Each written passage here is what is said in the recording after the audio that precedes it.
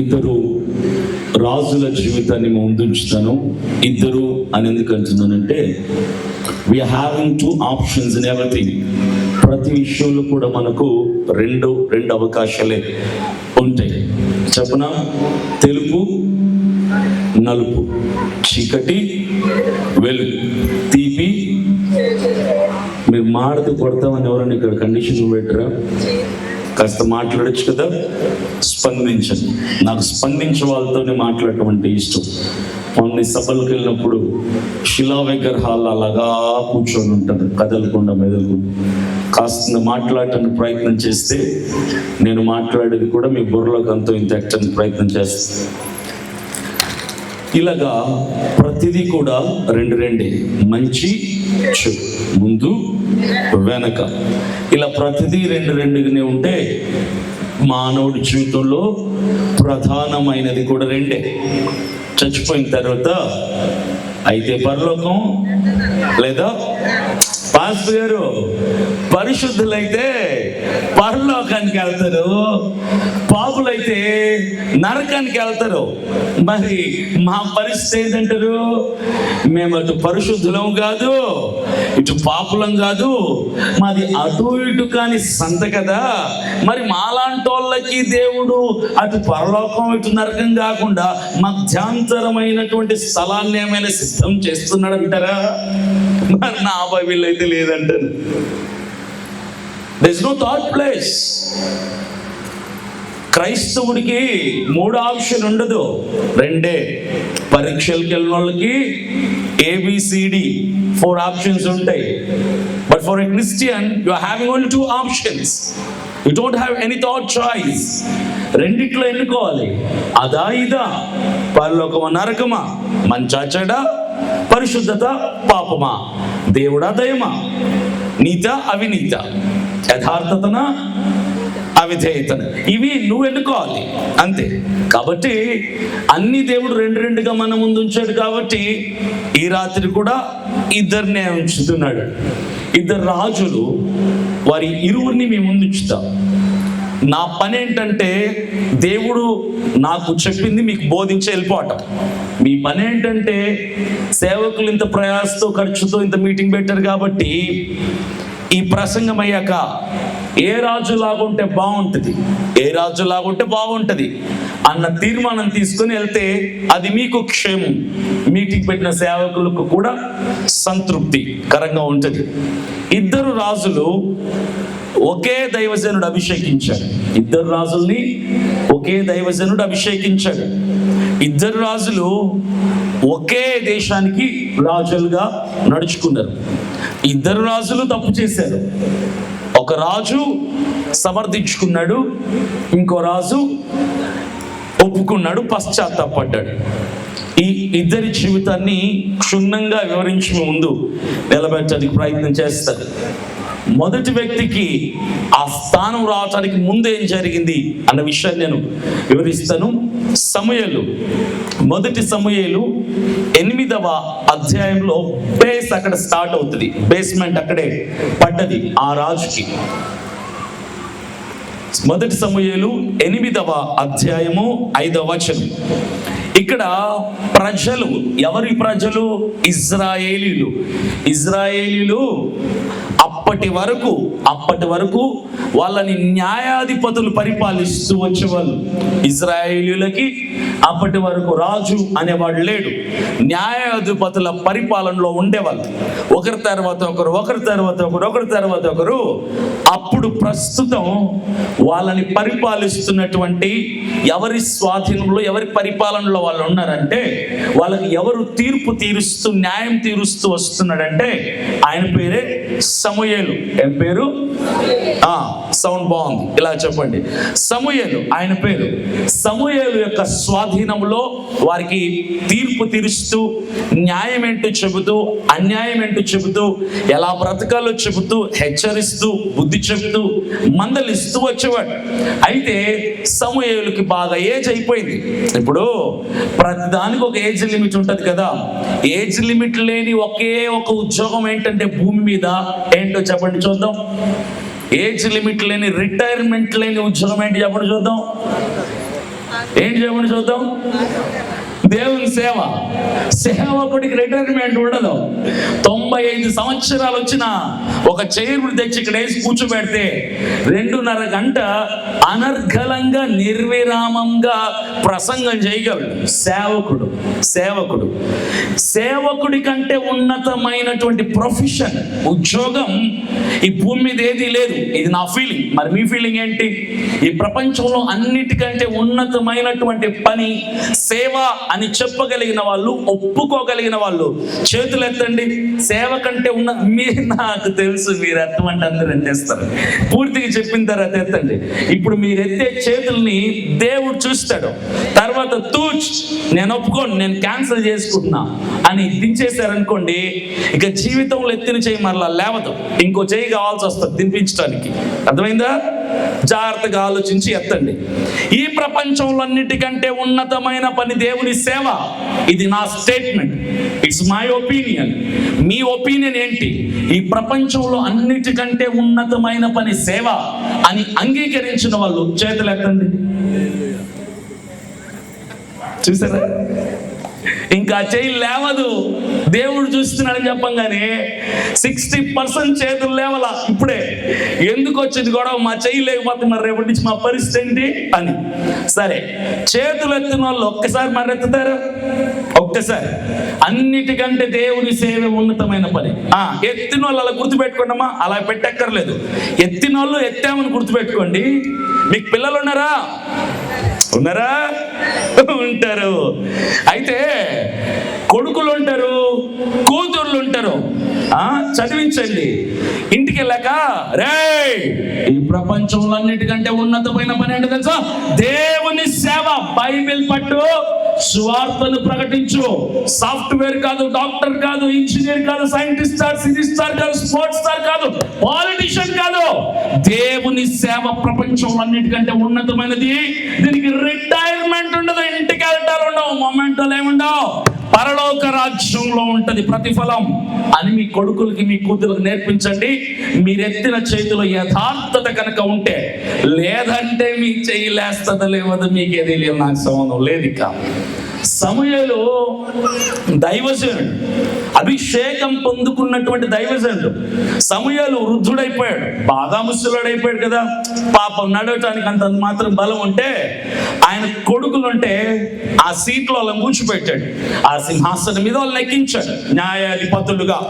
ఇప్పుడు ఇజ్రాయేలీలకి ఒక సమస్య వచ్చినప్పుడు వాళ్ళ కొడుకుల దగ్గరికి వెళ్ళిపోయిన తర్వాత, సార్ మాకు ఈ ప్రాబ్లం వచ్చింది, ఈ ప్రాబ్లంకి సొల్యూషన్ చెప్తారా? దీనికి న్యాయం తీరుస్తారా? తీర్పు చెప్పండి సార్ అంటే, ఆ పల్లికి మాలిన వేధవలు అంటున్నాను, మీరు ఫీల్ అవ్వక్కర్లా. వాళ్ళ వేధవులు అని బైబిల్లో రాయబడింది కాబట్టి నేను అలా అంటున్నా. సమూయేలు ఎవరు? చాలా మంచి అభిషేకం కలిగినటువంటి దైవజనుడు, ప్రవక్త, దేవునికి ఇష్టమైన వాడు. సమూయేలు చరిత్ర పుటముల్లో నిలిచిపోయాడు. అలాగా సమూయేలు కొడుకులనేటోళ్ళు. ఇప్పుడు ఆ వచనం నేను చదువుతా. 1 Samuel chapter 8 verse 5. మొదటి సమూయేలు 8వ అధ్యాయం 5వ వచనం. చిత్తగించుము, నీవు వృద్ధుడవు, నీ కుమారులు నీ ప్రవర్తన వంటి ప్రవర్తన గలవారు కాదు గనుక సకల జనుల మర్యాద చొప్పున మాకు ఒక రాజుని నియమింపును, అతడు మాకు న్యాయము తీర్చునని అతనితో ఆండ్రి. వీళ్ళ ప్రాబ్లం ఏంటంటే, ఇదిగో సమూయేలు, నువ్వంటే మాకు చాలా ఇష్టం, నా హృదయంలో ఉన్నావు, నువ్వేం చెప్తే అది మేము విన్నాం ఇంతకాలం. కాకపోతే నీ కుమారులు ఉన్నారే, దీని పై వచనాల్లో ఉంటది, నీ కుమారులు ఉన్నారే వాళ్ళు లంచగొండ్లు, ధనాపేక్షకులైపోయి డబ్బులు లాక్కొని, డబ్బులు దండుకొని న్యాయాన్ని అన్యాయంగా, అన్యాయాన్ని న్యాయంగా జడ్జిమెంట్ తప్పిస్తున్నారు. దేనికోసమో తెలుసా? పైసా కోసం ఆశపడ్డ నీ కొడుకులు, పనికి మాలిన కొడుకులు న్యాయాన్ని తిరగేస్తున్నారు, తప్పు తీర్పులు ఇస్తున్నారు. వాళ్ళు ధనాపేక్షకులు, లంచగొండులు. మాకు వాళ్ళొద్దు, మేము వాళ్ళు ఒప్పుకోము అన్నారు. ఇజ్రాయేలీల ప్రాబ్లం ఏంటో తెలుసా? నీ కొడుకుల ప్రవర్తన నీ ప్రవర్తన వంటిది కాదు. నీ ప్రవర్తన మాకు ఇష్టంగా ఉండేది, నీ కొడుకుల ప్రవర్తన మాకు కష్టంగా మారిపోయింది. కాబట్టి వాళ్ళని ఆ స్థానం నుంచి తీసేసి మాకు రాజుని నియమించు. ఇప్పటి వరకు న్యాయాధిపతుల పరిపాలనలో చక్కగా వచ్చాం కదా, ఇప్పుడు నీ కొడుకులను చూశాక ఇక మాకు న్యాయాధిపతి అన్నట్టు ఉండకూడదు, మాకు రాజు కావాలి అన్నాడు. ఇప్పుడు నేను మీకు ఒక విషయం చెప్తా. మీలో చాలా నోర్లు ఇలా మాట్లాడుతుంటాయి, మీలో చాలా నోర్లు ఇలా మాట్లాడుతుంటాయి. ఏంటో తెలుసా? ఆ పాస్టరు ఏం పాపం చేశాడో ఏమో, ఆ చర్చి దైవజనుడు ఏ పనికి మాలిన పని చేశాడో ఏమో, అందుకే వాళ్ళ కూతురు ఎవరితో లేచిపోయింది. ఆ పాస్టర్ ఏం తప్పు చేశాడో ఏమో, అందుకే వాళ్ళ కొడుకు జూదగాడైపోయాడు. ఆ పాస్టర్ రహస్యంగా ఏం సినిమాలు చూస్తున్నాడో ఏమో, అందుకే వాళ్ళ పిల్లలు పాస్టర్ మాట వినట్లేదు. ఆ పాస్టరు చీకటి సాంగత్యాలు రహస్యంగా దేవునికి ఇష్టం లేని పనులు ఏం చేస్తున్నారో ఏమో, అందుకే వాళ్ళ పిల్లలు తల్లిదండ్రులకి విరోధులుగా మారారు. తల్లిదండ్రులు పాస్టర్లు అయితే, తల్లిదండ్రులు దైవజనులు అయితే, తల్లిదండ్రులు సేవకులైతే, తల్లిదండ్రులు దేవుడు ఎన్నుకున్న వారైతే, వాళ్ళ పిల్లలు చిన్న తప్పు చేస్తే చాలు సంఘం అంతా ఏం మాట్లాడితే తెలుసా? సంఘానికి వెలుపల ఉన్న వాళ్ళు ఏం మాట్లాడతారు తెలుసా? చుట్టుపక్కల ఉన్న వాళ్ళు ఏం మాట్లాడతారు తెలుసా? పాస్టర్ ఏం పాపం చేశాడో, పాస్టర్ ఏ తప్పు చేసిందో, పాస్టర్ పిల్లలు పాపం చేయని బైబిల్లో ఉందా? పాస్టర్ పిల్లలు తప్పు చేయరని బైబిల్లో ఉందా? ఎప్పుడు నోరు ఉంది కదా, నరం లేని నాలుగుందని ఇష్టం వచ్చినట్లు మాట్లాడితే దేవుడు కత్త నుంచి పక్కన పడిస్తాడు. మాటలు లేకుండా చేస్తే మూగబోతు బతకాల్సి వస్తుంది. బతికింది కదా. సేవకుని నోరు తెరిచి మాట్లాడే ముందు జాగ్రత్త. భూమి మీద లేకుండా చేస్తాడు దేవుడు. పిల్లలు తప్పు చేస్తే పాస్టర్ పాపం చేసినట్ట, పిల్లలు మాట వినకపోతే పాస్టర్ తప్పు చేసినట్ట, పిల్లలు లోకంలో తిరుగుతుంటే పాస్టర్ గారు పాస్టర్మ్మ గారు తప్పుడు పనులలో ఉన్నట్ట. సమూయేలు తప్పు చేసిన వాడని ఒక్కడు ప్రూవ్ చేయండి, ఇక్కడ చూద్దాం. సమూయేలు ఏ తప్పు చేశాడు, ఏం పాపం చేశాడు, ఏం అతిక్రమం చేశాడు? సమూయేలు మహాపరిశుద్ధంగా బ్రతికిన వాడు, మహా అభిషేకం కలిగిన వాడు, మంచి పేరు తెచ్చుకున్నవాడు, సొసైటీలో సమాజంలో ఇశ్రాయేలీయుల ఎదుట నీతిమంతుడుగా సాక్ష్యం తెచ్చుకున్నవాడు. తన పిల్లలు ఏమయ్యారు? ధనాపేక్షకులు, లంచగొండులయ్యారు. అదే సమూయేలు, అదే వాళ్ళ పిల్లలు ఈ రోజుల్లో మీ దగ్గర ఉంటే మీరు మాట్లాడే తెలుసా? పిల్లలు లంచగొండులయ్యారంటే వాళ్ళ నాన్న ఏం చేశాడోలే మనకేం తెలుసు. ఇలాంటి పనికి మాలిన మాటలు మాట్లాడకూడదు. అర్థమైందా? పిల్లలు తప్పు చేస్తే అమ్మ నాన్నల తప్పు కాదు. ప్రతి నాన్న, ప్రతి అమ్మ వ్యభిచారైనా, నాన్న దొంగ అయినా, హంతకుడైనా, తల్లిదండ్రులు కోరుకునేది బిడ్డల్ని మంచి వాళ్ళగా ఎదగాలని, ప్రయోజకులవ్వాలని, దేశాన్ని ఉద్ధరించాలని, ప్రజలకు ఏదైనా మేలు చేయాలని ప్రపంచంలో ఉన్న ప్రతి అమ్మ నాన్న కోరుకుంటారు. దైవజనులు కూడా అదే కోరుకుంటారు. నా కొడుకు పాస్టర్ అవ్వాలని పాస్టర్ నాన్న కోరుకుంటాడు. నా కూతురు మాకు వాళ్ళే సేవ చేయాలని పాస్టర్గా ఉన్న అమ్మ కోరుకుంటుంది. వాళ్ళు తప్పు చేస్తే అమ్మా నాన్నలు తప్పు అని ఎప్పుడు నోరుంది కదని మాట్లాడదు. నీకు పిల్లలు ఉన్నారు, ఏదో రోజు రూట్ తప్పితే అప్పుడు నీ బతుకేమైపోద్ది. సమూయేలు ఏ తప్పు చేయలా, సమూయేలు మంచి ప్రవర్తన నేర్పిస్తే పిల్లలు ఏమైపోయారు? చెడు ప్రవర్తనలోకి వెళ్ళిపోయారు. తప్పెవరిది? సమూయేలుదా, పిల్లలదా, నాన్నదా, కొడుకులదా? కొడుకులు తప్పు చేశారు, నాన్న చేయలా. ఏలి ఎంతటి ప్రవక్త, ఏలి ఎంత గొప్ప పేరు తెచ్చుకునేవాడు దేవుడి దగ్గర. ఏలి కుమారుడు ఏమయ్యాడు? తప్పిపోయారా, బాగా బతికారా? తప్పు చేశారు కదా, దుర్మార్గులు అని రాయబడింది బైబిల్లో, దుష్టులు అని రాయబడింది బైబిల్లో. ఎవరి కుమారుడు? ఏలి గొప్ప ప్రవక్త. ఏలి పాపం చేయలేదు కదా. వీళ్ళిద్దరు ఎగ్జాంపుల్ చాలు మీకు, ఇంతకంటే ఇంకా థర్డ్ ఎగ్జాంపుల్ అక్కర్లేదు. పిల్లలు తప్పు చేశారంటే అమ్మా నాన్నలు ఎప్పుడు నోరు తెరిచి మాట్లాడకండి. స్కూల్లో పిల్లాడు తప్పు చేస్తే టీచర్ చదువు చెప్పలేదని కాదు, పిల్లలు తప్పిపోతే అమ్మా నాన్నలు తప్పు చేశారని కాదు. ఈ రెండు మాటలు లోకంలో లోకోక్తిగా సామెతగా వాడుకోవడానికి బాగుంటాయేమో, కానీ సేవకుల దగ్గర ఇలాంటి మాటలు మాట్లాడితే శాపగ్రస్తం అవుతారు, శాపాన్ని కొని తెచ్చుకున్న వాళ్ళు అవుతారు. సమూయేలు కుమారులు ఇద్దరు కూడా దారి తప్పిపోతే ఇజ్రాయేలీలకు ఏం కావాలని కోరిక వచ్చిందో తెలుసా? సకల జనుల మర్యాద చొప్పున అనే మాట వాడారు ఇక్కడ. సమూయేలు దగ్గరికి వచ్చి అన్నారు, అయ్యా ఇదిగో నీ కొడుకులు పద్ధతి నాకు నచ్చలేదు, కానీ అలా తీసేయి, మాకు రాజు కావాలి. ఇది ఎక్కడ కొత్త అలవాటు నేర్చుకున్నారా? మీకు ఎప్పుడు రాజు ఉన్నాడు? రాజు లేడు కదా, మీకు న్యాయాధిపతులే పరిపాలించారు కదా ఇప్పటి వరకు. ఇది ఎక్కడిది అంటే అలా అన్నారు, సకల జనుల మర్యాద చొప్పున. ఏమి మన పక్క దేశానికి రాజు లేడా? మన వెనక ఉన్న దేశానికి రాజు లేడా? మన చుట్టుపక్కల ఉన్న దేశానికి రాజు లేరా? వాళ్ళకి రాజు ఉంటే నీకెందుకురా? నీకు ఇంతవరకు ఉన్నది న్యాయాధిపతులే కదా. న్యాయాధిపతి దేవుడు నియమించేవాడు, న్యాయాధిపతి ద్వారా తీర్పు దేవుడిచ్చేవాడు, న్యాయాధిపతుల ద్వారా న్యాయం దేవుడు తీర్చేవాడు. అట్టి దేవుడు నియమించిన నాయకుణ్ణి, న్యాయాధిపతిని, దైవజనుడిని వీళ్ళు ఇప్పుడు తిరస్కరిస్తున్నారు. కొత్త ట్రాక్ కావాలి, కొత్త రూట్ కావాలి, కొత్త రూట్ కావాలి. ఎందుకో తెలుసా? ఉన్న చుట్టుపక్కల వాళ్ళందరికీ రాజును చూసి, పులిని చూసి నక్క వాతలు ఎట్టుకున్నట్టు వీళ్ళకి ఏం కావాల్సి వచ్చింది? ఇప్పుడు వాతలు కావాలన్నమాట. మీలో చాలా మంది ఇలాగ బతికేస్తుంటారు. ఎలాగో తెలుసా? వాళ్ళ ఇంట్లో టీవీ ఉంది, ఏమండే రేపు నెలకు వచ్చేసరికి మన ఇంట్లో టీవీ కొని పెట్టాలి. మీరేం చేస్తారు నాకు తెలియదు, ఎక్కడ సస్తారు ఎక్కడ దూకుతారు నాకు తెలియదు, మన ఇంట్లో టీవీ కావాలి. మన స్థాయి ఏంటి, మన స్తోమత ఏంటి? మనం టీవీ ఎక్కడ కొనగలుగుతాం నాకు తెలియదు. ఎదురుటావిడిలో టీవీ లేదా? పక్కింటి లక్ష్మి గారి దగ్గర టీవీ లేదా?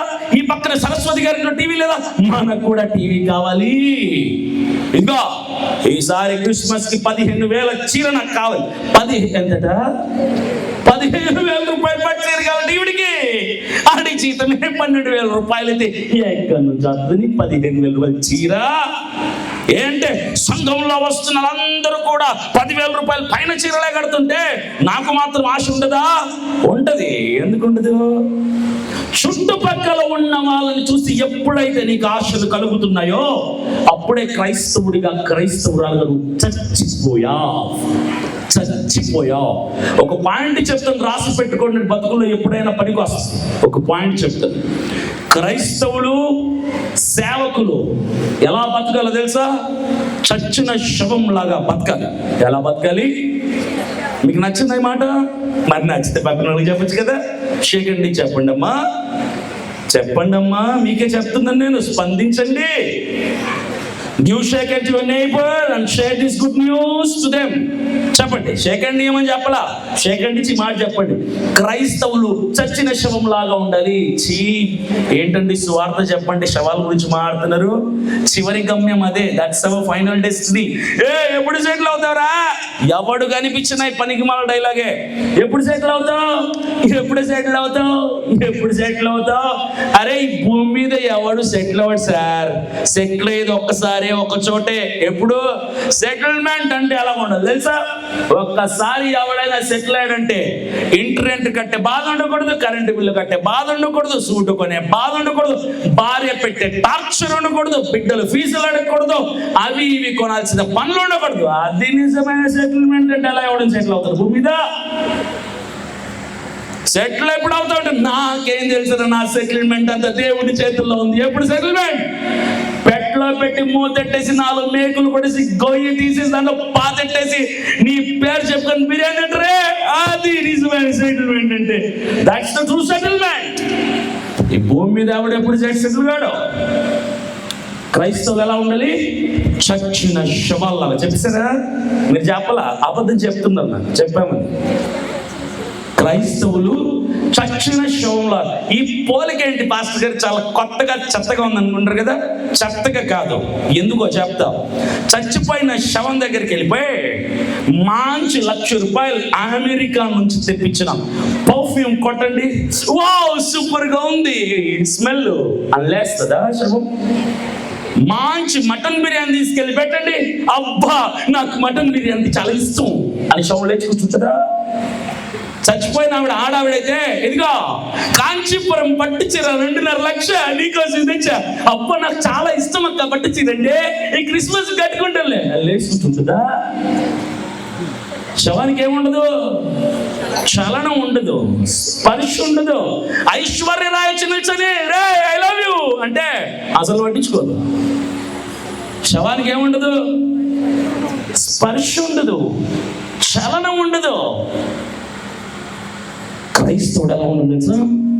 వాళ్ళని చూసి ఆశ, వీళ్ళని చూసి ఆశ, వాళ్ళని చూసి కోరికలు. క్రైస్తవులు కోరికల పుట్టల్లా తయారైపోతున్నారు, కోరికలు పుట్టల్లా తయారైపోతున్నారు. ఈ ఇజ్రాయేలుకి ఏమొచ్చింది? పోయే కాలం వచ్చింది. అందుకేమన్నారు?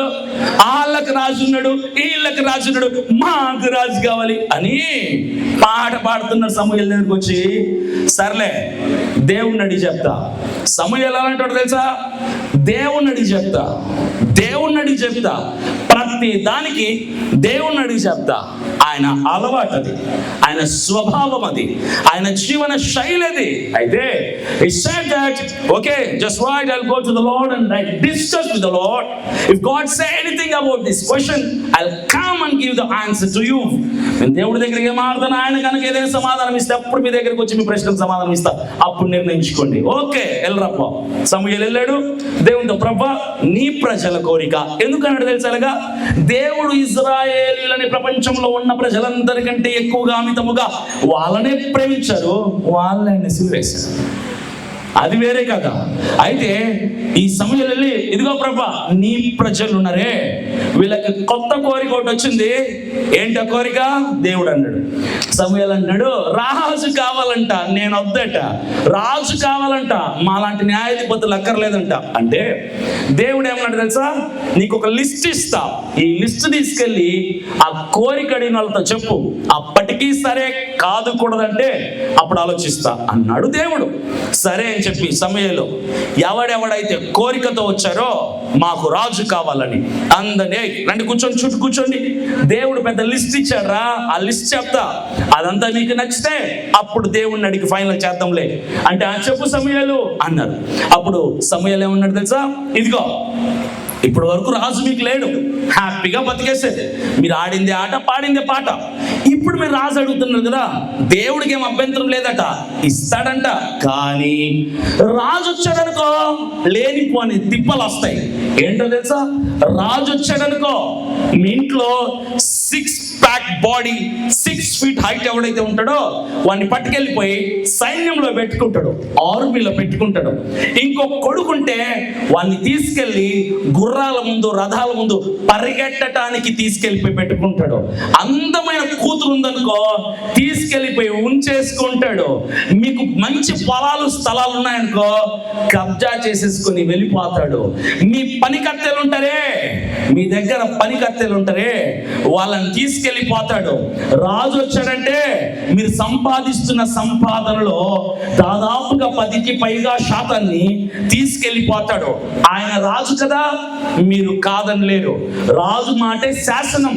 రాజు మాటకు ఎవరైనా నాకు నచ్చలా, నేను రాను, నేను వెళ్ళను, నేను ఇవ్వను అంటే పీకోహేస్తాడు, అక్కడే తలకాయ లేపేస్తాడు. ఇది పరిస్థితి. రాజు వస్తే ఎందుకు మీకు ఆ కష్టాలు, చక్కగా ఉన్న బతికేదో బతుకోవచ్చు కదా అన్నాడు సమూయేలు.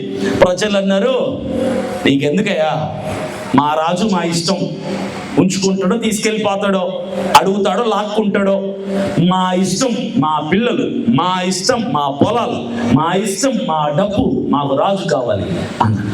చిలకకు చెప్పినట్టు అర్థమయ్యేలాగా దేవుడు సమూయేలు ప్రవక్తతో చెప్పిస్తే కూడా ఏమన్నారు ఇల్లు? దాన్ని ఏమంటారు తెలుసా? పోయే కాలం అంటారు. వీళ్ళు ఏమన్నారు తెలుసా? అయినా పర్వాలా మాకు రాజు కావాలి అని దేవుడి దగ్గరికి వెళ్ళి సమూయేలు చెప్తే దేవుడు అన్నాడు ఓకే గ్రాంటెడ్ అని అగ్రిమెంట్ మీద సంతకం సంతకం పెట్టి ఆ అగ్రిమెంట్ మొఖాన్ని కొట్టమంటే సమూయేలు వెళ్ళి, ఇదిగో దేవుడు మీ కోరికని ఒప్పుకున్నాడు. ఒక్కటి గుర్తుంచుకోండి, దేవుడు మీ కోరికని ఒప్పుకున్నాడు. దాని తర్వాత పర్యావసానం ఎలా ఉంటుంది తెలుసా? ఇలా ఉంటది. అదే 8వ అధ్యాయంలో 18వ వచనం నేను చదువుతాను, వినండి. ఆ దినమున మీరు కోరుకొనిన రాజును బట్టి మీరు మొరపెట్టినను యెహోవా మీ మొర వినకపోవును. ఇది అన్నమాట కదా. ఏంటి ఈ కోరిక? ఎవరిది? రాజు కోరిక, ప్రజలది. దేవుడికి ఇష్టమా? ఇష్టంలా. అలాని ఇవ్వటం మానేశాడా? మానేలా. రాజును నియమిస్తూ దేవుడు అన్నాడు, మీరు ఎప్పుడైనా రాజు విషయంలో మనసు నొచ్చుకొని బాధపడి ఏడ్చుకొని, ప్రభువా మాకు ఈ రాజు వద్దు నాయనా తీసేయి అంటే, మీరు కార్చే కన్నీటిని దేవుడు చూడడు అని సమూయేలు హెచ్చరికనిస్తే, ఓకే నో ప్రాబ్లం అన్నారు. మీలో చాలా మంది దేవుని చిత్తం కోసం ప్రార్థన చేస్తుంటారు. అలవాటు ఉందా మీకు? Many of you used to pray for God's will, to know, to find out the will of God. దేవుని చిత్తాన్ని తెలుసుకోవడానికి మీలో చాలా మంది ప్రార్థన చేస్తుంటారు. అలవాటు ఉందా? అలవాటు ఉంది కదా, చెప్తా. దేవుని చిత్తాన్ని తెలుసుకోవడానికి ప్రార్థన చేయటం రైటా రాంగా? నేను చెప్తున్నాను రైటే. రైటే. దేవుని చిత్తం కోసం ప్రార్థన చేయటం రైటే, కానీ ప్రాసెస్ ఉంటదే, ప్రొసీజర్ ఉంటదే. మీరు చేసే ప్రొసీజర్ రాంగ్. మీరు చేసే ప్రొసీజర్ మాత్రం రాంగ్. ప్రభువా నీ చిత్తం ఏంటో నాకు తెలియపరచు ప్రభువా. నాకు తెలిసినంత వరకు ఈ రోజుల్లో దేవుని చిత్తం స్వరం ఇప్పి చెప్పటానికి దేవుడు సిద్ధం, దేవుడు సంసిద్ధం. వినటానికి మీ దగ్గర అంత భక్తి లేదు, వినటానికి మీ దగ్గర అంత సహనం లేదు, వినటానికి మీ దగ్గర అంత పవిత్రత పరిశుద్ధత లేదు. మీరు కామెడీగా చేసే ప్రార్థన ఏంటో తెలుసా? నీ చిత్తం ఏంటో నాకు చెప్పు ప్రభువా, నీ ఇష్టం ఏంటో నాకు చెప్పు ప్రభువా. చెప్పడు, నీకు చెప్పడు, మీకు అసలే చెప్పడు. దేవుని చిత్తం తెలుసుకోవడానికి ప్రయత్నం చేస్తున్నారా? ఈ మధ్య యూట్యూబ్లో కొంతమంది ఇలా పెడుతున్నారు, దేవుని చిత్తం తెలుసుకోవటం ఎలాగా, వ్యూస్ బాగా రావాలని, రెవెన్యూ రాద్దా నెల నెల, దానికోసం దేవుని చిత్తం తెలుసుకోవటం ఎలాగా నేను చెప్పనా? దేవుని చిత్తం తెలుసుకోవటం ఎలాగా నేను చెప్తా. తెలీదు. అదే ఆన్సర్. దేవుని చిత్తం తెలుసుకోవటం ఎలాగా? తెలీదు. ఎవరికి తెలీదు? నాకు తెలీదా? కాదు, నాకు తెలుసు. ఏం తెలుసు? మనం దేవుని చిత్తం తెలుసుకోలేమని నాకు తెలుసు. దేవుని చిత్తం తెలుసుకోలేమని నాకు తెలుసు. చిత్తం అంటే ఏంటి చెప్పండి చూద్దాం. What's the will? What's the true meaning of will? చిత్తం అంటే అర్థం ఏంటి? మాట్లాడండి అమ్మా. మరాల శిలా విగ్రహాలుగా ఎప్పుడైనా మీ పిల్లలు కథ చెప్పారా? కథ చెప్పారు కదా. ఎలా చెప్తారు కదా? రే పడుకోరా అమ్మ, కథ చెప్పవమ్మా అంటాడు. ఇదిగో కథ చెప్తాను, పడుకుంటావా? పడుకుంటానమ్మా. కథ చెప్తా. అనగనగా ఒక రాజు ఉన్నాడు. ఆ రాజుకి 7 మంది కొడుకులు ఉన్నాడు. ఆ 7 మంది కొడుకులు ఒకటవే ఉన్నావు, పోయావా సచ్చినోడా? నువ్వు కొడతాయి కదా. నువ్వు ఉన్నావన్న సత్యం నాకు అర్థమైంది. నువ్వు చచ్చావన్నా పోయావన్నా నువ్వు కొట్ట అనగానే ఒక రాజు ఉన్నాడు. అది అలా కొట్టాలి. కథ చెప్పేటప్పుడు ఎలా కొట్టాలి? అంత పసిపిల్లాన్ని పట్టుకుని కొట్టకపోతే నీకు చిరాకొస్తే, ఇంత ఎదిగిన మిమ్మల్ని చూసి నేను ఇంత చక్కగా వాక్యం చెప్తున్నా, కొట్టరే, కొట్టాలి కదా. అలా చలనం లేకుండా అలా ఉండిపోతే ఎలాగా? కాస్త కదలండి అమ్మా, కాస్త మాట్లాడండి అమ్మా. దేవుని చిత్తం తెలుసుకోవడం ఎలాగా? తెలుసుకోవడం కష్టం. దేవుని చిత్తం అంటే ఏంటి? చిత్తం అంటే ఏంటి మీకు తెలీదు. క్రైస్తవులతో చాలా మందికి, అందరు క్రైస్తవులు కాదు, చాలా మంది క్రైస్తవులతో వచ్చిన పెద్ద సమస్య ఏంటో తెలుసా? ఏది తెలిసి సావదు, తెలిసినట్టు నటిస్తూ బతికేస్తుంటారు. వేషధారణ బతుకులు, పనికి మాలిన బతుకులు. Many of the Christians, they don't know the meaning, some of the words, but they used to pray for ముందు అర్థం తెలుసుకోరా అంటాడు దేవుడు. నీ చిత్తం, నీ చిత్తం. చిత్తం అంటే ఏంటి? పూర్వీకులు పూర్వకాలమందు రాజుల పరిపాలనలో ప్రజలు ఏదైనా మాట్లాడితే, అక్కడ ఉన్న సైనికులు ఏదైనా మాట్లాడితే, చిత్తం ప్రభువా, నీ చిత్తమే ప్రభువా, నీ చిత్తమే ప్రభు అనేవాళ్ళు. చిత్తం అంటే సింపుల్ గా అర్థం ఏంటో తెలుసా? ఇష్టం. చిత్తం అంటే ఏంటి? ఇష్టం. మీరు చేసే కామెడీ ఏంటో తెలుసా? ప్రభా నీ చిత్తం ఏంటో నాకు చెప్పు ప్రభా, ఉద్యోగం ఒకటి వచ్చింది, నీ చిత్తము కాదా నాకు చెప్పు ప్రభా. ఇది చెప్పడు దేవుడు, చెప్పడు. ఉద్యోగం వచ్చింది, నీకు ఇష్టం కాదు చెప్పు ప్రభా. ప్రభా ఒక పెళ్లి సంబంధం వచ్చింది, 5 ఫోటోలు ఉన్నాయి, 5 బైబిల్లో పెట్టా, 5 బైబిల్లో పెట్టా. నేను ప్రార్థన అయిపోయాక ఇలా తీస్తా ప్రభా, ఏ ఫోటో వస్తుందో అదే నీ చిత్తం అనుకుంటాను ప్రభా. సన్నాసి వేధవా, 5 ఫోటోలు సెలెక్ట్ చేసింది నువ్వే, 5 ఫోటోలు బైబిల్ పెట్టుకుంది నువ్వే. తీస్తే ఏదో ఒకటి రాక సస్తదా, ఏదో ఒకటి వచ్చే సస్తది. ఒకటి దేవుని చిత్తమట. అవన్నీ నీ చిత్తాలే, అవన్నీ నీ ఇస్తాలే. ఎప్పుడు ప్రార్థన చేయాలి? నీ చిత్తం ఏంటో చెప్పు ప్రభా. ఎప్పుడు ప్రార్థన చేయాలి తెలుసా? సంబంధాలు చూసినప్పుడు ప్రార్థన చేయాలి.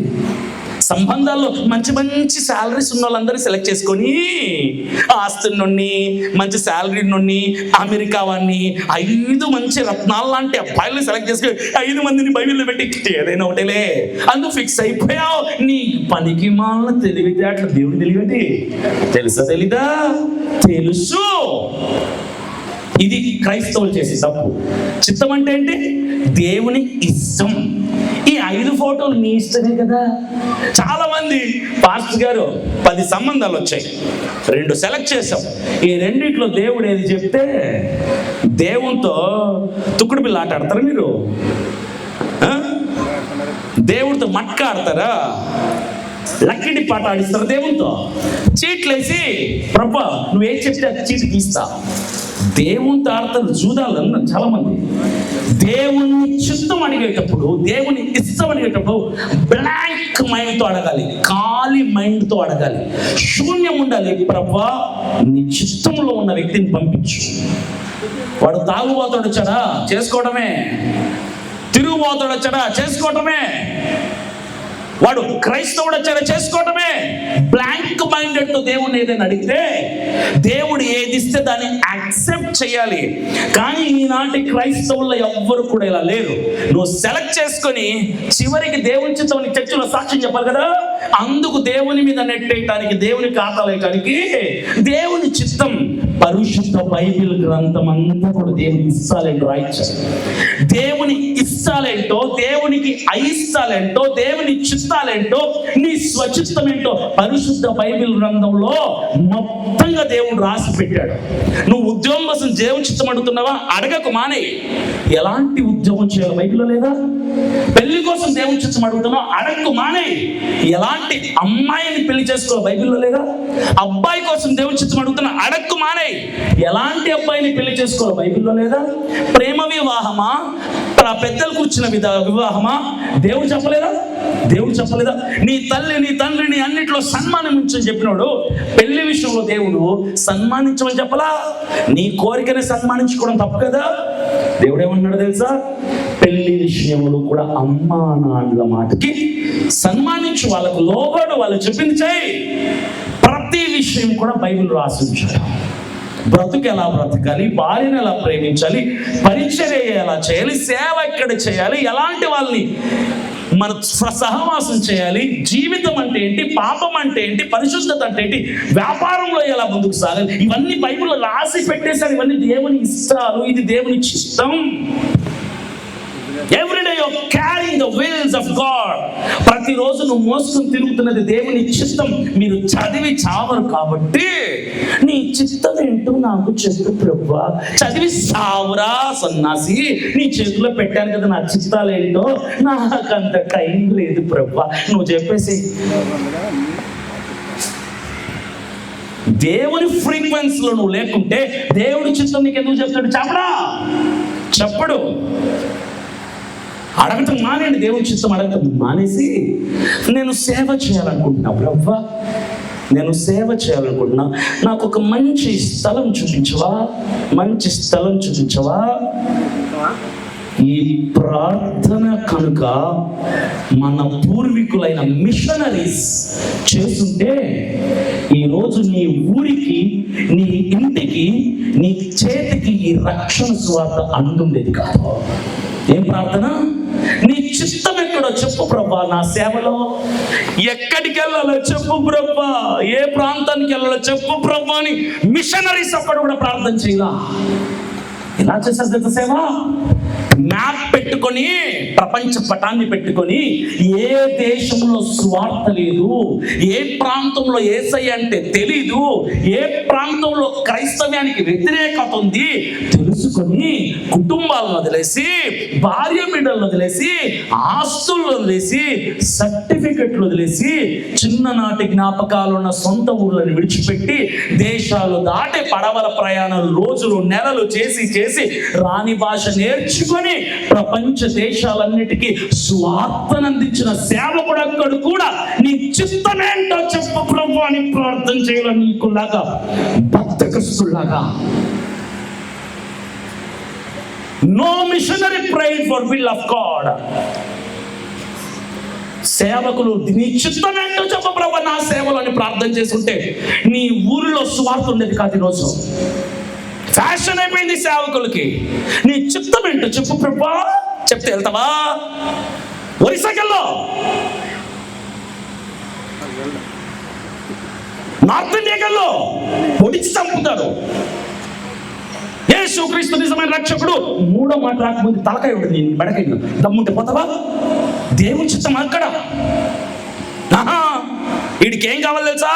ఎక్కడ క్రైస్తవులు ఎక్కడున్నారో, ఎక్కడ పాస్టర్లు ఎక్కువ ఉన్నారో, ఎక్కడ సంఘాలు ఎక్కువ ఉన్నాయో, ఈ పనికి మాలిన వెధవకి దేవుడు అక్కడే చూపిస్తాడు. అక్కడ చూపిస్తే ఆ సేవకుడు సంపాదించుకున్న ఆత్మల్ని, ఈ సేవకుడు సంపాదించుకున్న ఆత్మల్ని దొంగతనం చేసి లాక్కొని ఈడో సంఘం కట్టుకుంటే ఈడి సేవ కడిగి చూద్దాం. మీ మెలిసి సేవ చేసేవాడు ఎలా ఉంటుంది తెలుసా? క్రీస్తు అంటే తెలియని మనుషుల మధ్యలో నిలబడా, అయితే చస్తావు లేదా బతుకుతావు. దేవుని చిత్తం కావాలట. దేవుని చిత్తం. నేను కరెక్ట్గా నెల క్రితం విజయనగరం నుంచి నెల్లూరుకి వెళ్ళా. నాకు దేవుడు చెప్పలా నెల్లూరుకి వెళ్ళమని. ఎందుకు చెప్తాడు దేవుడు నాకు నెల్లూరుకి వెళ్ళమని? నాకు దేవుడు చెప్తే ఏ భద్రాచలం అవతల కొండల్లో అడవి మనుషులు ఉన్నారు, అక్కడికి వెళ్ళమంటాడు దేవుడు. సిటీలోకి వెళ్ళమంటాడా? ఒక సేవకుడిని నోరు కొట్టమంటాడా? పాదాలతో నడిచి, సైకిల్లో తిరిగి సేవ చేసి ఆత్మలు రక్షించుకుంటే వాళ్ళని దోచుకోమని చెప్తాడు నా దేవుడు. చెప్పడు కదా. నెల్లూరుకి వెళ్ళాను, సేవ చేద్దామని చూశాను. విశ్వాసుల కంటే పాస్టర్లు ఎక్కువ అంటే బాధేసింది. పల్లెలకు వెళ్ళాం, ఎక్కడైనా సువార్త ప్రారంభిద్దామని. ప్రతి పల్లెలో 3-4 సంఘాలు ఉన్నాయంటే నోరు మూసుకొని ఇంటికి వచ్చి కెమెరాలు పెట్టుకుని లైవ్లు చేసుకుని సువార్త సభలు తిరుగుతున్నాను. ఎందుకు తెలుసా? కష్టపడి ఆత్మను సంపాదించుకున్న సేవకులు వాళ్ళు దొంగలించి నాకు ఇష్టం. నేను దొంగని కాదు, నేను ఒకటే ప్రార్థన చేస్తున్నా, ప్రభువా సంఘం లేని చోట, సేవకులు లేని చోట, ఏ సేవకుడికి ఇబ్బంది కలగకుండా ఉండే ప్రాంతంలో నన్ను నిలబెట్టు, నేను సేవ చేస్తా. దేవుని చిత్తం అంటే అది. ప్రత్యేకంగా దేవుడు నీకేం ఆకాశం నుంచి దిగొచ్చి కనిపించేప్పుడు దేవుని చూసిన వాడు లేడు, చూసి బతికిన వాడు లేడు. బైబిల్ చదివించేస్తే అర్థమైంది. చూసాడు ఎవడన్నా దేవుడు ఇంతవరకు? చూడలేదు, చూడబోడు. ఆయన రాకడలో తప్ప. దేవుని చిత్తం. ఇక్కడ ప్రజలు రాజు కావాలి, దేవుడు అన్నాడు నాకు ఇష్టం లేదు. వీళ్ళన్నారు కావాలి, దేవునికి ఇష్టం లేదు. అయినా దేవుడు ఇచ్చాడా లేదా? ఇస్తాను అని మాట ఇచ్చాడు. కానీ చివరిలో ఒక మాట అన్నాడు, నాకు ఇష్టం లేని మీరు అడిగారు, మీ మీద నాకున్న ఇష్టాన్ని బట్టి, నాకు ఇష్టం లేకపోయినా ఇస్తున్నా, రేపటి రోజున మీరు అడిగిన వాడిని బట్టి నా దగ్గరకు వచ్చి ఏడిస్తే నా చెవులు మూసుకుంటా, నా తల అవతలికి తిప్పుకుంటా, మీ ప్రార్థనలో నేను విన్నాను. రెండు రకాలు. ప్రేమ పెళ్లి, పెద్దలు కుదిర్చిన పెళ్లి. ప్రేమ పెళ్లిలో కూడా పెద్దలు ఒప్పుకుంటారు. లవ్ కమ్ అరేంజ్డ్ దాన్ని అంటారు. Love come arranged. ప్రేమించుకుని గొడవలు పడి ఏడ్చి అన్నం తింట మానేసి ఆడంగి ఎదవల్లాగా అమ్మ నన్ను ఒప్పించుకుంటారు అనమాట. ఈ పనికి మళ్ళీ సన్నాసులకు ప్రేమలు కావాలి. మీ కొడుకులు మీ కూతురు ప్రేమించి పెళ్లికి సిద్ధపడితే ఆ పిల్లకి 6 నెలలు ఇంటి పనులు అప్పచెప్పండి. అంట్లు కడగాలి, బట్టలు ఐరన్ చేయాలి, వంట చేసి పెట్టాలి, అన్ని పనులు చేయాలి.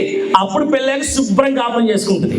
మీ కొడుకు పెళ్ళిడికి వచ్చాడు అనుకోండి, పెళ్లికి ముందు 6 నెలలు ఇప్పటి నుంచి ఇంటర్నెట్ నువ్వే కట్టాలి, కరెంటు బిల్ నువ్వే కట్టాలి, రేషన్ నువ్వే తేవాలి, ఇంటి పనులను నువ్వే చేయాలి. ఆ 6 నెలలు అయిన ఖర్చు అంతా లిస్ట్ ఇవ్వు, 6 నెలల తర్వాత మేము ఇచ్చేస్తాం అని కొడుకుని కూతుని సిద్ధం చేసి పెళ్లి చేస్తే గొడవలు రాకుండా చక్కగా కాపురం చేసుకుంటారు. ఇది మీకు చేత కాదు, అది నీకు పిల్లలకు చేత కాదు, జీవితాలు అంతే. అయితే ప్రేమ వివాహంలో పెద్దలు ఒప్పుకున్నాక పెళ్లిలో గొడవలు వస్తాయి. పెళ్ళి అయిపోయాక భర్తకు భార్య గొడవలు వస్తే, అమ్మా ఆ పనికి బాలో నన్ను తిడుతున్నాడు. అప్పుడు అమ్మ ఏమంటారు తెలుసా, నాన్న ఏమంటారు తెలుసా, నీ చావు నువ్వు చావు, నేను చెప్తూనే ఉన్నాం, నాకు ఇష్టం లేకుండా చేసుకున్నావు కదా, పెళ్లి చేయడం వరకు మా బాధ్యత అయిపోయింది, నువ్వు కొట్టుకుంటావు తిట్టుకుంటూ నీ ఇష్టం. ఈడు అమ్మా డాడీ నా భార్య నా మీద తిరగబడుతుంది. డాడీ అమ్మ ఏమంటారు తెలుసా, నీకు పెళ్లి చేసాం, మాకు ఇష్టం లేకపోయినా నువ్వు ఇష్టపడ్డావని చేసాం, మా కొడుకు కాబట్టి పెళ్లి చేసాం, నీ సావు నువ్వు సావు, మేము మాకు సంబంధంలా, మమ్మల్ని ఇన్వాల్వ్ చేయొద్దు అంటారు. ప్రేమ పెళ్లి అది. పెద్దలు కుదిర్చిన పిల్లల సమస్య వస్తే అటువైపు కుటుంబీకులు ఇటువైపు కుటుంబీకులు వచ్చి కూర్చొని ఆ సమస్యని పరిష్కరిస్తారు. ఇది పెద్దలు కుదిర్చిన పెళ్లి. ఈ ఇశ్రాయేలు ప్రజలు ఏం చేశారు తెలుసా, ప్రేమ పెళ్లి లాగా దేవునికి ఇష్టం లేని పని చేస్తారు. రాజు కావాలి, దేవుడన్నా నాకు ఇష్టం లేదు, అయినా కావాలి, దేవుడు ఇచ్చేసాడు. మీరు ఏడుస్తారు, నేను విన్ను, నా దగ్గరకు వస్తారు, నేను చూడను, మీ మనవులు నా చెవిన పడవు, మీ ప్రార్థనలు నేను ఆలకించను. ఈరోజు చాలా మంది దేవునికి విరోధమైన పనులు చేస్తూ అది దేవునికి విరోధమైన పని అని తెలిసి కూడా ప్రభువా నన్ను క్షమించునైనా అవునాడు చేసేవారు. నువ్వు నాకు ఇష్టం లేదని తెలీదా నాకు ఇష్టం లేదని, నాకు ఇష్టం లేదని తెలిసి నువ్వు అదే అడిగావు, నేను ఇచ్చేసాను, ఇక నాకు సంబంధం లా, నువ్వే చావు, నువ్వే పోరాడుకో, నువ్వు గెలుస్తావు ఓడతావు, నీ ఇష్టం నేను చూస్తూ అలా ఉంటానంతే. దేవుడికి ఇష్టం లేని ఏది నువ్వు చేయకూడదు. అలాగని దేవుడి చిత్తం కోసం కనిపెడుతున్నాను పాస్టర్ గారు, నీకు చెప్పడు దేవుడు మానే, బైబిల్ చదువు. నీకు ఒక సేవకుడు ఉన్నాడు, సేవకుడి దగ్గరికి వెళ్ళి పెళ్లి చేసుకోవాలనుకుంటున్నాడు. సేవకుడు దేవుని జ్ఞానం కలిగి ఎలాంటి వాళ్ళని చేసుకోవాలో చెప్తాడు. ఉద్యోగం కోసం వెతుకుతున్నాను చెప్పు, ఎలాంటి ఉద్యోగం చేయాలో చెప్తాడు. వ్యాపారం మొదలు పెడుతున్నాను చెప్పు, వ్యాపారం ఎలా చేయాలో చెప్తాడు. దేవుడి జ్ఞానం సేవకుడికి ఇస్తే ఆ సేవకుడు మీకు ఎలా ఉండాలి, దేవుని చిత్తం ఎట్టిదో చెబుతాడు తప్ప దేవుడు వచ్చి నీకు ఆయన చిత్తాన్ని ఏమి చెప్పడు. దేవుని చిత్తం అదేదో విచిత్రమైంది ఏం కాదు. దేవుని చిత్తం అంటే దేవుడికి ఇష్టమైంది. మీకు తెలీదా దేవుడికి ఏది ఇష్టమో ఏది ఇష్టం లేదో? తెలుసు కదా. You have to move on. దేవుని సహాయం అడగాలి, దేవునికి ఇష్టమైన పని ఎన్నుకోవాలి, దేవుని సహకారం అడగాలి. సౌలు అనే ఒకడిని దేవుడు రాజుగా నియమించడానికి ఇష్టపడ్డాడు. ఎవరికి? ఇజ్రాయేలు ప్రజలకి. సమూయేలుని పంపించి సౌలుని ఎన్నుకున్నాడు. సౌలు ఎవరో తెలుసా? ఏం పని చేస్తాడు సౌలు? గాడిదలు కాసుకునేటోడిని తీసుకొచ్చి అందల మీద కూర్చోపెట్టాడు. సింహాసనం మీద కూర్చోపెడితే ఆ సింహాసనం మీద కూర్చున్న ఆ సౌలుకి నెత్తి మీద 2 కొమ్ములు వచ్చాయి. ఏమొచ్చాయి? నెత్తి మీద 2 కొమ్ములు వచ్చాయి. 10వ తరగతి పాస్ అవ్వగానే అమ్మ లేదు నాన్న లేదు, ఇది ఎవడు లెక్క రాడిక. 10వ తరగతి పాస్ అవ్వగానే ఒక బండి కొనుక్కోగానే ఇంకెవరిని లెక్క చేయదు. చాలా మంది ఆ కేటగిరీ పీపుల్ ఉంటారు మీ మధ్యలో. సౌలు గాడిదలు కాసుకుంటుంటే దేవుడు తీసుకొచ్చి రాజుగా కూర్చోబెడితే ఆ రాజుకి ఏమొచ్చాయి? ఇప్పుడు కొమ్ములు వచ్చి దైవజనుడు చేయాల్సిన పనిని అతను చేయటం మొదలు పెట్టాడు. 13వ అధ్యాయం మొదటి సమూయేలు 13వ అధ్యాయం 12-13 వచనాలు. ఇంకను యెహోవాను శాంతి పరచక మునిపే ఫిలిష్తీయులు గిల్గాలునకు వచ్చి నా మీద పడుదురనుకొని నా అంతట నేనే సాహసించి దహన బలిని అర్పించితిని అనేను. ఇక్కడ జరిగింది ఏంటంటే, సమూయేలు చెప్పాడు, బాబు నేను వస్తా, తొందరపడద్దు, నేను వస్తా, దహన బలిని ఇస్తా, ఇది దేవుడి ఆజ్ఞ అంటే సరే అని ఒప్పుకున్నాడు. సరే అయ్యా నువ్వు చెప్పినట్టే. సమూయేలు కొరకు ఎదురు చూడాలి కదా, మనోడికి స్పీడ్ ఎక్కువ, బండికి బ్రేకులు లేవు. ఫిలిష్తీయులు ఎక్కడొచ్చి నా మీద పడి చంపేస్తారో అని భయపడిపోయాడు తప్ప దేవుడి మాటను మర్చిపోయాడు, దేవుడి మాటను తృణీకరించాడు. దేవుడు నియమించిన ప్రవక్తని తిరస్కరించి ఏం చేశాడు తెలుసా? అందుకు నా అంతట నేనే సాహసించి దహన బలి అర్పించింది అని ఏం చేశాడు? సాహసం చేశాడు. ఏంటి సాహసం? దేవుడికి ఇష్టం లేకుండా దేవుడు చెప్పిన సమయానికంటే 1 గంట ముందే ఈయనే చేశాడు. ఎవరు చేయాల్సిన పని? సేవకుడు చేయాల్సిన పని, దైవజనుడు చేయాల్సిన పని, అభిషేకం కలిగిన వాడు చేయాల్సిన పని ఎవరు చేశాడు? రాజు చేశాడు. చాలా మంది సంఘాల్లో పాస్టర్ని కీ ఇస్తే ఆడే బొమ్మలాగా వాడుకుంటుంటారు. చాలా సంఘాల్లో నేను చూశాను. మెయిన్ లైన్ చర్చెస్లో పాస్టర్ అంటే లెక్కల వాళ్ళు పనికి మాలిన వెధవలు మళ్ళా మాట్లాడతారు. సంఘ పెద్దల పేర్లతో ఉండేవాళ్ళు, ప్రెసిడెంటు, ట్రెజరరు, సీఎంలు, ఎమ్మెల్యేలు ఉంటారు కొన్ని సంఘాల్లో. వాళ్ళు అంటారు, మా పాస్టర్ మేము ఎలాగంటే అలాగే. నీకు నాశనం దగ్గరకు వచ్చిందని అర్థం. మా పాస్టర్ మేము కూర్చో అంటే కూర్చుంటాడు, లే అంటే లేస్తాడు. నీకు నరకంకి ద్వారాలు సిద్ధమయ్యాయని అర్థం. మా పాస్టర్ మా మాట కాదని ఏదైనా చేశాడా, తీసేసి వేరే పాస్టర్ని అపాయింట్. నువ్వు సంఘంలో పాస్టర్ని పీకేయచ్చు, కొత్త పాస్టర్ని అపాయింట్ చేసుకోవచ్చు. నువ్వు చచ్చిపోతే పరలోకంలో నిన్ను అపాయింట్ చేసేటోడు అక్కడ ఉంటాడు. నీ చుట్టూ పట్టుకుని గిర్ర తిప్పి నరకాత్మలో పడేస్తాడు. సేవకుడితో ఆటలాడకూడదు. ఎవరి పని వారు చేయాలి. నీ పని నువ్వు చెయ్యి. సంఘ పెద్దగా ఉన్నవా, నోటి మీద వేలేసుకుని శుభ్రం కూర్చో. నీ పని ఏంటో నువ్వు చేసుకుని వచ్చేయి. సేవకుని రూల్ చేయొద్దు, సేవకుని ఆర్డర్ పాస్ చేయకు, సేవకునికి ఏ వాక్యం చెప్పాలో నువ్వు నేర్పించొద్దు, సేవకుడు ఎలా నడుచుకోవాలో నువ్వు చెప్పొద్దు. నీ పని కాదది. చాలా సంఘాల్లో పాస్టర్ అంటే కీలు బొమ్మలాగా, ఆడుకునే బొమ్మలాగా చేస్తున్నారు. పాస్టర్ అంటే ఆశమాష అనుకుంటున్నారు చాలా మంది. సమూయేలు పాస్టర్ వంటి వాడైతే ఆయన పనికి అడ్డొచ్చి ఎవరో రాజు ఆయన పనిని ఈయన చేశాడు. ఏం చేశాడు? దహన బలి ఎవడు చేసే పని పాస్టర్ చేయాలి. ఏం చేశాడు? ఎక్కడ నా మీదకి వచ్చేస్తారో అని ఈయనే సాహసం చేసి ఈయనే ఇచ్చేసాడు. వచ్చాడు, కరెక్ట్ టైంకి వచ్చాడు సమూయేలు. ఏం చేసావు నువ్వు అని అడిగితే దానికి ఇక్కడ మారుతున్నాం. అందుకు సమూయేలు ఇట్లను, నీ దేవుడైన యెహోవా నీకు ఇచ్చిన ఆజ్ఞను గైకొనక నీవు అవివేకపు పని చేసేదివి. నీ రాజ్యమును ఇశ్రాయేలీయుల మీద సదాకాలం స్థిరపరచుటకు యెహోవా తలచి ఉండెను. అయితే నీ రాజ్యము కొలాప్స్ అయిపోయింది. పుస్తకాన్ని మూసేశాడు దేవుడు. ఏం చేసాడు? నీ రాజ్యాన్ని దేవుడు స్థిరపరచాలనుకున్నాడు. నీ సింహాసనంని దేవుడు స్థిరపరచాలనుకున్నాడు. నీ రాజు స్థానాన్ని దేవుడు అలా నిలపాలనుకున్నాడు. కానీ నువ్వు చేసిన బుద్ధి లేని పని ఉందే, నా పని నువ్వు చేయడానికి నీకు ఎవరిచ్చాడు హక్కు? నేను చేయాల్సిన పని నువ్వు ఎందుకు చేసావు? అందుకే నాకు కాదు, నా దేవుడికి కోపం వచ్చింది. పాస్టర్కి ఎవడైనా అడ్డుపడితే మీ పాస్టర్ అమాయకుడేమో, మీ పాస్టర్ నిన్ను తిట్టడేమో, పాస్టర్ని నియమించిన దేవుడికి కోపం వస్తుంది.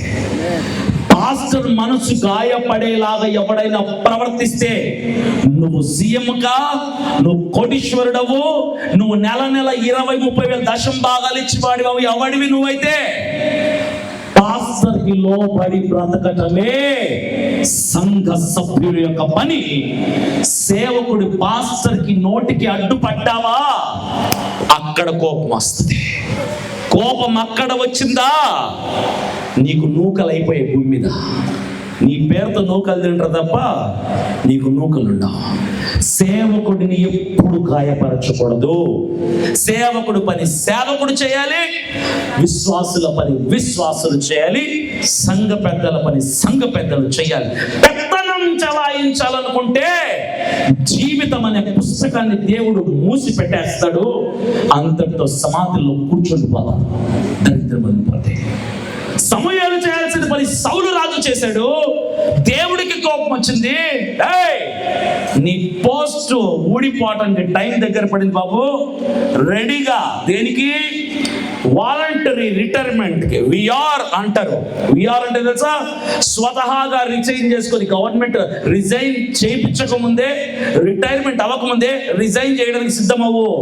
దేవుడు నిన్ను పోస్టులోంచి తీసేయబోతున్నాడు, రిజైన్ చేయడానికి సిద్ధపడు అని సమూయేలు ఒక్క పని, సేవకుడి పనికి అడ్డుపడినందుకే ఏం పోస్ట్ పోయింది? రాజు పోస్ట్ పోవడానికి దగ్గర పడింది. సరే అని ఇప్పటి నుంచి అయినా ఒళ్ళు దగ్గర పెట్టుకోవాలి కదా. ఒక హెచ్చరిక వచ్చినప్పుడు ఒళ్ళు దగ్గర పెట్టుకొని ప్రవర్తించడం నేర్చుకోవాలి. కానీ వాత వేయబడినటువంటి స్వభావం చాలా మంది క్రైస్తవులదే. ఎన్ని మారులు గద్దించినా లోబడిన వాడు హఠాత్తుగా అంతే నాశనం అవుతాడు, చచ్చిపోతాడు. ఎన్నిసార్లు గద్దించినా, ఒకసారి గద్దించాడా? మనిషికి ఒక మాట, పశువుకో దెబ్బ. ఈ సౌలు రాజు మనిషా పశువా? మీరే డిసైడ్ అవ్వండి. 15వ అధ్యాయంలో 2-3 వచనాలు. సైన్యములకు అధిపతియగు యెహోవా సెలవిచ్చినది ఏమనగా, అమాలేకీయులు ఇశ్రాయేలీయులకు చేసినది నాకు జ్ఞాపకమే. వారు ఐగుప్తులో నుండి రాగానే అమాలేకీయులు వారికి విరోధులై మార్గమందు వారి మీదికి వచ్చింది కదా. కాబట్టి నీవు పోయి కనికరింపక అమాలేకీయులను హతము చేయించు. పురుషులనేమి, స్త్రీలనేమి, బాలులనేమి, పసిపులనేమి, ఎద్దులనేమి, గొర్రెలనేమి, ఒంటెలనేమి, గార్ధబములనేమి అన్నిటినీ హతము చేసి వారికి కలిగినదంతయు బొత్తిగా పాడు చేసి అమాలేకీయులను నిర్మూలము చేయమని చెప్పాను. కొంచెం వాటర్ తెచ్చిపెట్టండి. ఏం చెప్పాడు దేవుడు? సమూయేలుతో ఈ మాట చెప్పి పంపించాడు. ఏం మాట? అమాలేకీయులు నా ఇశ్రాయేలీయులు, నా ప్రజలకి అరణ్యములో చేసినది మొదలుకొని ఇప్పటి వరకు నాకు గుర్తుంది. ఎవరికి? దేవుని ప్రజలకి అమాలేకీయులు చేసిన తప్పుడు పనులు, వాళ్ళ మీదకి చేసిన యుద్ధాలు, నా ప్రజల్ని చంపినటువంటి క్రూరత్వం నాకు గుర్తుంది అని సౌలుతో చెప్తున్నాడు సమూయేలు. దేవుడు చెప్పాడు, అమాలేకీయులని చిన్న పెద్ద, ఆడ మగ, జంతువులు తేడా లేకుండా మొత్తం తుడిచిపెట్టేసేయి, నేల మట్టం చేసేయి.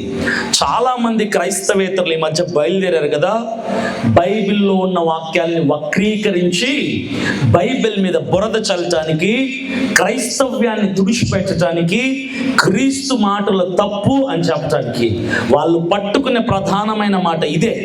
మీకు అవసరమైతే అండర్లైన్ చేసుకోండి, నేను చెప్తా దీనికి వివరణ. ఈ మాట పట్టుకుని ఏమంటారు తెలుసా? మీ దేవుడికి కనికరం లేదు, మీ దేవుడికి జాలి లేదు. ఆడవాళ్ళని చంపమంటాడా? చిన్నపిల్లల్ని చంపమన్నాడా?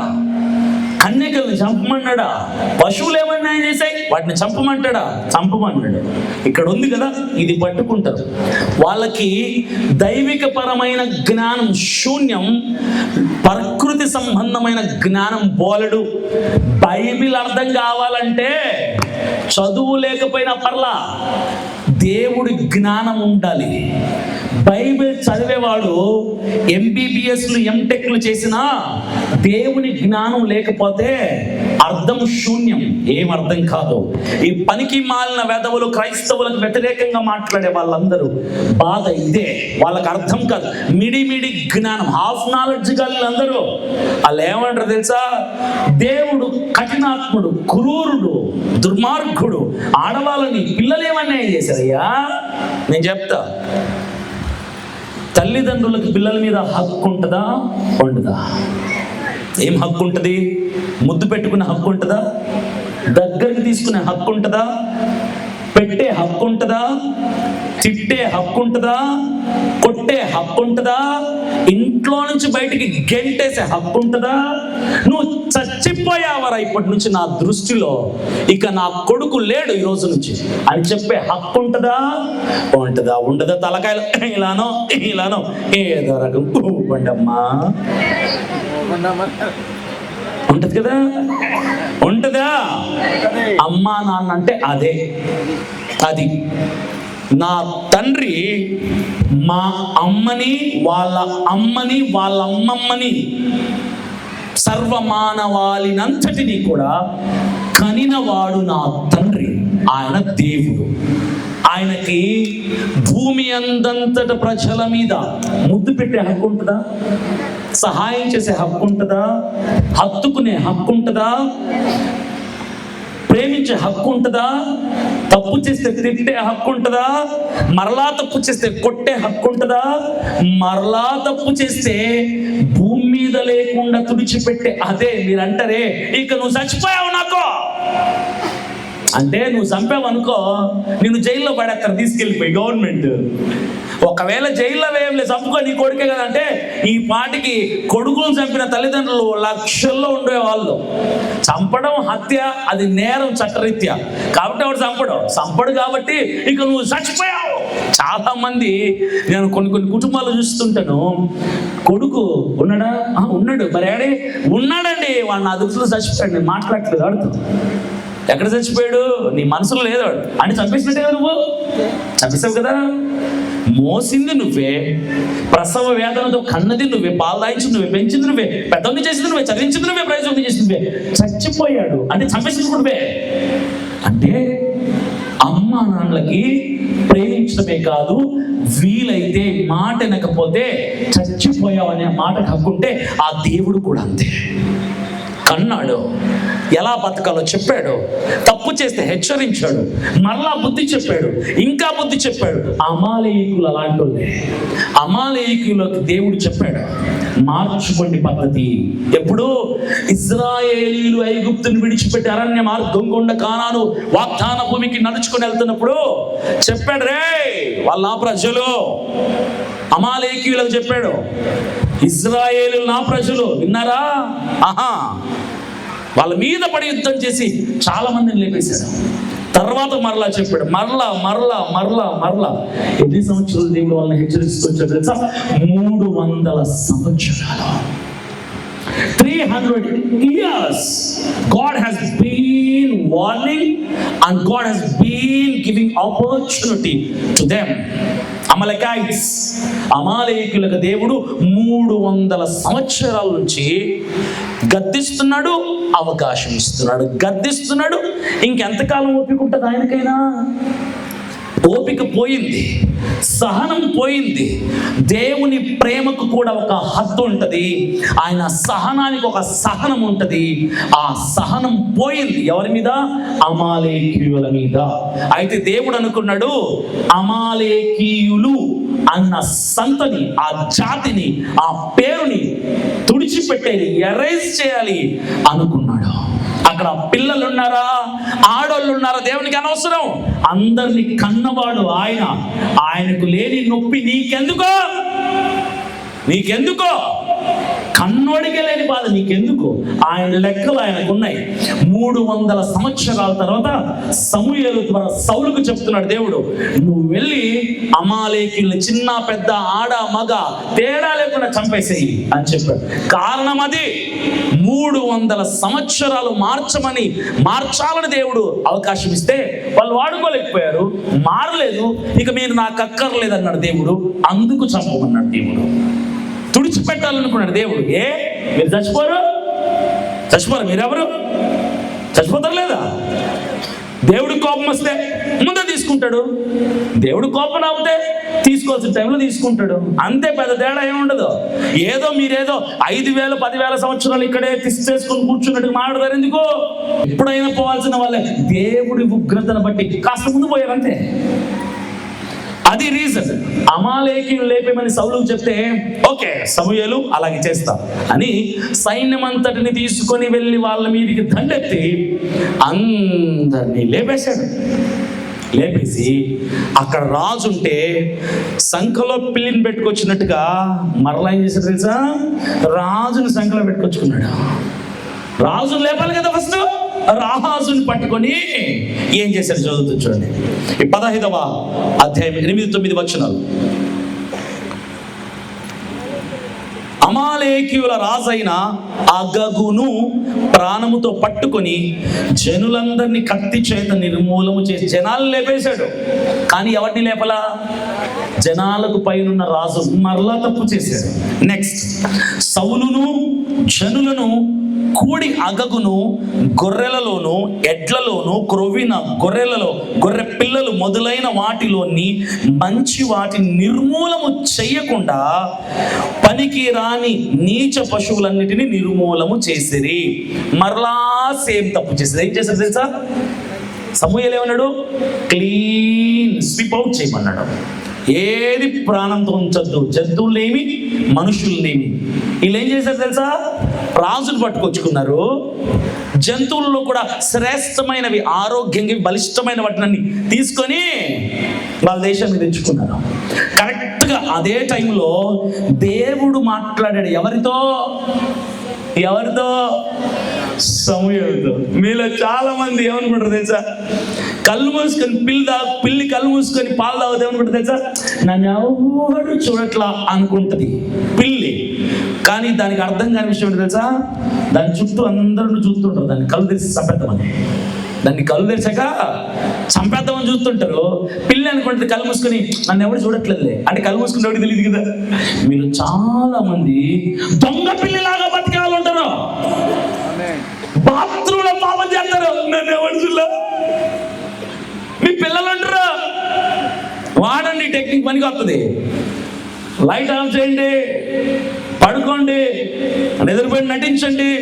మీ కాలేజీకి వెళ్ళి అమ్మాయిలు ఉంటారు, అబ్బాయిలు ఉంటారు కదా, కరెక్ట్ రాత్రి 12-12:30 పుషిక్కని ముసుగు తీయండి. వాళ్ళల్లో కొంతమంది స్టార్టింగ్లో చేతి దొరికిపోతారు. చాలా మందిని చూసాను నేను. ఇవన్నీ అక్కడ అనుకుంటారా? అవన్నీ నేను చేసి వచ్చా కాబట్టి. తల్లిదండ్రులు పిల్లల్ని ఎలా పట్టుకోవాలో నన్ను అడిగితే 100 సలహాలు ఇస్తా. రేపటికి రేపు దొరికిపోతాను మీ పిల్లలు ఎవరైనా తప్పు చేస్తుంటే. ఏమనుకుంటారు వీళ్ళు? మా అమ్మకు తెలియకుండా తప్పు చేస్తున్నాలే. ఏం కాదు. బయటికి వెళ్ళి సిగరెట్ తాగి ఫెనాయిల్తో నోరు గడేసుకుని వచ్చుకుంటారు కొంతమంది, వాసన రాకుండా. తప్పుని దాచుకున్నాడు తప్ప తప్పుని మాత్రం వదులుకోవట్లా. ఈ సౌలు ఏం చేశారు తెలుసా? అన్నిటిని తెచ్చుకొని సమూయేలుకి ఎలా తెలుస్తుందిలే, ఆయన లేడు కదా ఇక్కడ అనుకున్నాడు. వీళ్ళు చాలా మంది చిన్న పెద్ద ఆడ మగ తేడా లేకుండా ఎవరి పరిధిలో వాళ్ళని. ఎందుకంటే తెలుసా? 5 ఏళ్ల కుర్రాడికి కూడా, 5 ఏళ్ల పసివాడికి కూడా ఫోన్ చూసుకుంటూ ఉంటాడు. స్టేటస్లు, ఈ రీల్స్, షార్ట్స్ ఉంటాయి కదా, అలా తిప్పుతూ ఉంటాడు. డాడీ రాగానే లాక్ చేసి పక్కన పెడతాడు. ఎందుకు? అలవాటు చేసుకున్నాడు అప్పటి నుంచే. ఏం అలవాటు? దాచుకోవటం. అమ్మా నాన్నకు తెలియకుండా బతకటం, పాస్టర్కు తెలియకుండా పాపం చేయటం, బిడ్డలకు తెలియకుండా తల్లిదండ్రులు పాపం చేయటం, పక్కింటోడు తెలియకుండా పాపం చేయటం. నువ్వు నీ పక్కనున్న రెండో కంటికి తెలియకుండా పాపం చేయొచ్చు, నీ తల్లికి తెలియకుండా పాపం చేయొచ్చు, నీ బిడ్డకు తెలియకుండా పాపం చేయొచ్చు, నీ భర్తకు తెలియకుండా పాపం చేయొచ్చు, నీ భార్యకు తెలియకుండా పాపం చేయొచ్చు, నీ పాస్టర్కు తెలియకుండా పాపం చేయొచ్చు. నువ్వు ఎవరివో తెలుసా? కళ్ళు మూసుకొని పాలు తాగే పిల్లలాంటివి. దేవుడు అనేవాడు అక్కడ ఉన్నాడు. ఆ దేవుడు నిన్ను గమనిస్తున్నాడన్న సత్యాన్ని మర్చిపోయారు అందరూ కూడా. దేవుడి కనులను కప్పి ఎవడు భూమి మీద పాపం చేయలేడన్న సత్యాన్ని మర్చిపోయారు మీరు. దేవుడిని కళ్ళు కప్పగలిగినోడు ఎవడన్నా ఉంటాడా? ఉండడు. సమూయేలుకి దేవుడు స్పష్టంగా చూపించాడు. ఏంటి? సౌలు ఏం పాపం చేశాడో భక్తుడికి దేవుడు చూపించాడు. సంఘంలో నువ్వు ఏమేమి తప్పులు చేస్తే కొంతమంది పాస్టర్లకు దేవుడు వివేచన వరాన్ని ఇస్తాడు. వివేచన వరం ఏంటో తెలుసా? మీ ముఖం చూసి మీరేంటి తప్పు చేశారు చెప్పేస్తుంటారు కొంతమంది పాస్టర్లు. నాకు ఆ వరం లేదు. మీ ముఖం చూసి కొంతమంది ప్రవచనాలు చెప్పేస్తుంటారు కొంతమంది. ఆ వరం నాకు లేదు. ఏం చేశారు, ఎక్కడ చేసావు, ఎప్పుడు చేసావు, నీ జీవితాన్ని చదువుతారు కొంతమంది. అలాంటి పాస్టర్ల దగ్గర మీరు ఉండరు, పారిపోతూ ఉంటారు. ఎందుకు? బతుకు బస్ స్టాండ్ అయిపోద్ది కాబట్టి. దేవుడు స్పష్టంగా నీ పాపాన్ని చూస్తున్నాడు. గుర్తుపెట్టుకో, స్పష్టంగా పాపాన్ని చూస్తున్నాడు. నువ్వు ఎక్కడ పాపం చేసినా దేవుడి కనులని మూసి నువ్వు పాపం చేయవు. You cannot hide even a single page from your life book.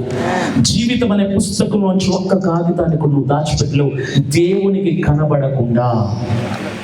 సౌలు పాపం చేస్తే సమూయేలుతో దేవుడు మాట్లాడుతున్నాడు.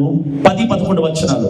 అప్పుడు యెహోవా వాక్కు సమూయేలుకు ప్రత్యక్షమై ఇలాగ సెలవిచ్చెను, సౌలు నన్ను అనుసరింపక వెనుక తీసి నా ఆజ్ఞలు గైకొనకపోయాను గనుక అతనిని రాజుగా నియమించినందుకు నేను పశ్చాత్తాపపడుతున్నాను. అందుకు సమూయేలు కోపావేశుడై రాత్రి అంతా యెహోవాకు మొరపెట్టుచు ఉండెను. ఏం చేశాడు? ఆ తప్పు చేసినప్పుడు సమూయేలు ఉన్నాడు అక్కడ. కానీ దేవుడు ఏమంటున్నాడు? సమూయేలుకి సౌలు చేసిన పాపని క్లియర్గా చూపిస్తున్నాడు. దేవుడు ఏం పడుతున్నాడు? పశ్చాత్తాపడుతున్నాడు. మనుషులు పశ్చాత్తాపడ్డం మనం చాలాసార్లు విన్నాం. దేవుడు పశ్చాత్తాపడ్డం ఎప్పుడైనా విన్నాడా? దేవుడు కూడా పశ్చాత్తాపడతాడు. ఎప్పుడు తెలుసా? అనవసరంగా నిన్ను పుట్టించాను కదా నేను, దేవుడి పశ్చాత్తాపం. అనవసరంగా నీకు ఉద్యోగం ఇచ్చాను రా నేను, దేవుడి పశ్చాత్తాపం. అనవసరంగా నీకు పెళ్లి చేశాను రా నేను, దేవుడి పశ్చాత్తాపం. అనవసరంగా నీలాంటి వాడిని ఇంకా ప్రాణాలతో ఉంచాను రా, దేవుడి పశ్చాత్తాపం. అనవసరంగా నిన్ను వ్యాపారంలో అభివృద్ధి చేశాను రా, దేవుడి పశ్చాత్తాపం. అనవసరంగా నిన్ను హెచ్చిస్తున్నాను రా, దేవుడి పశ్చాత్తాపం. అనవసరంగా నిన్ను సేవకుని చేశాను రా, దేవుడి పశ్చాత్తాపం. అనవసరంగా నీలాంటి కన్నాను రా, దేవుడి పశ్చాత్తాపం. మీలో ఎంత మందిని బట్టి దేవుడు పశ్చాత్తాపడుతాడో తెలుసా? నిన్ను బట్టి, నిన్ను బట్టి, నిన్ను బట్టి.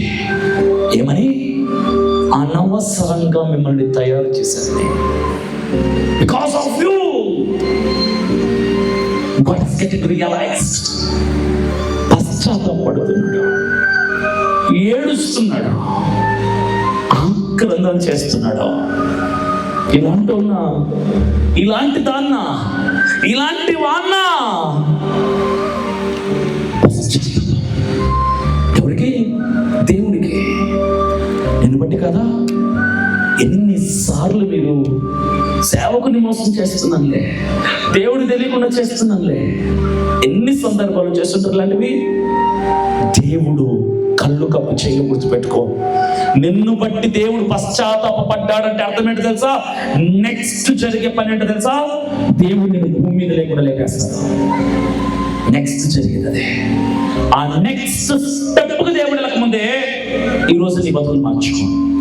సౌలు తప్పుని క్షుణ్ణంగా సమూయేలుకు దేవుడు చూపిస్తే కోపావేశుడై సమూయేలు రాత్రంతా దేవునితో ప్రార్థనలో గడిపి పరిగెట్టుకుంటూ తెల్లారంగానే సౌలు దగ్గరికి వెళ్ళాడు. సౌలు దగ్గరికి వెళ్ళి మాట్లాడుతున్నాడు. 13-14 వచనాలు.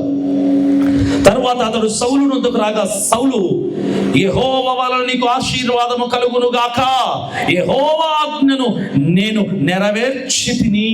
ఏమన్నాడు తెలుసా? వీడు మహా మాయగాడు. ఎవరు? సౌలు సమూయేలు చెప్పిన పనిని చెయ్యకుండా ఉండటమే తప్పు. సమూయేలు కనపడంగానే బిస్కెట్ వేస్తున్నాడు సమూయేలుకి. ఏమిస్తున్నాడు? మీలో చాలా మంది మనుషులకి వేస్తారు బిస్కెట్లు, దేవునికి బిస్కెట్లు వేస్తున్నారు. మీలో క్రీమ్ బిస్కెట్లు ఇస్తారు దేవుడికి. సేవకుడికి తెలియకుండా పాపాలు చేసి, తప్పులు చేసి, పాపం చేస్తుంటాం ఇంట్లో. కరెక్ట్గా పాస్టర్ ఇంట్లో ప్రార్థన చేద్దాం. పాస్టర్ గారు వందనాలండి, మీకు మీకోసం ఎదురు చూస్తున్నాం, మీకోసమే అనుకుంటున్నాం. మీకు 100 ఏళ్ళు పాస్టర్ గారికి ఉంటాయిరా 100 ఏళ్ళు, నీకుండవు.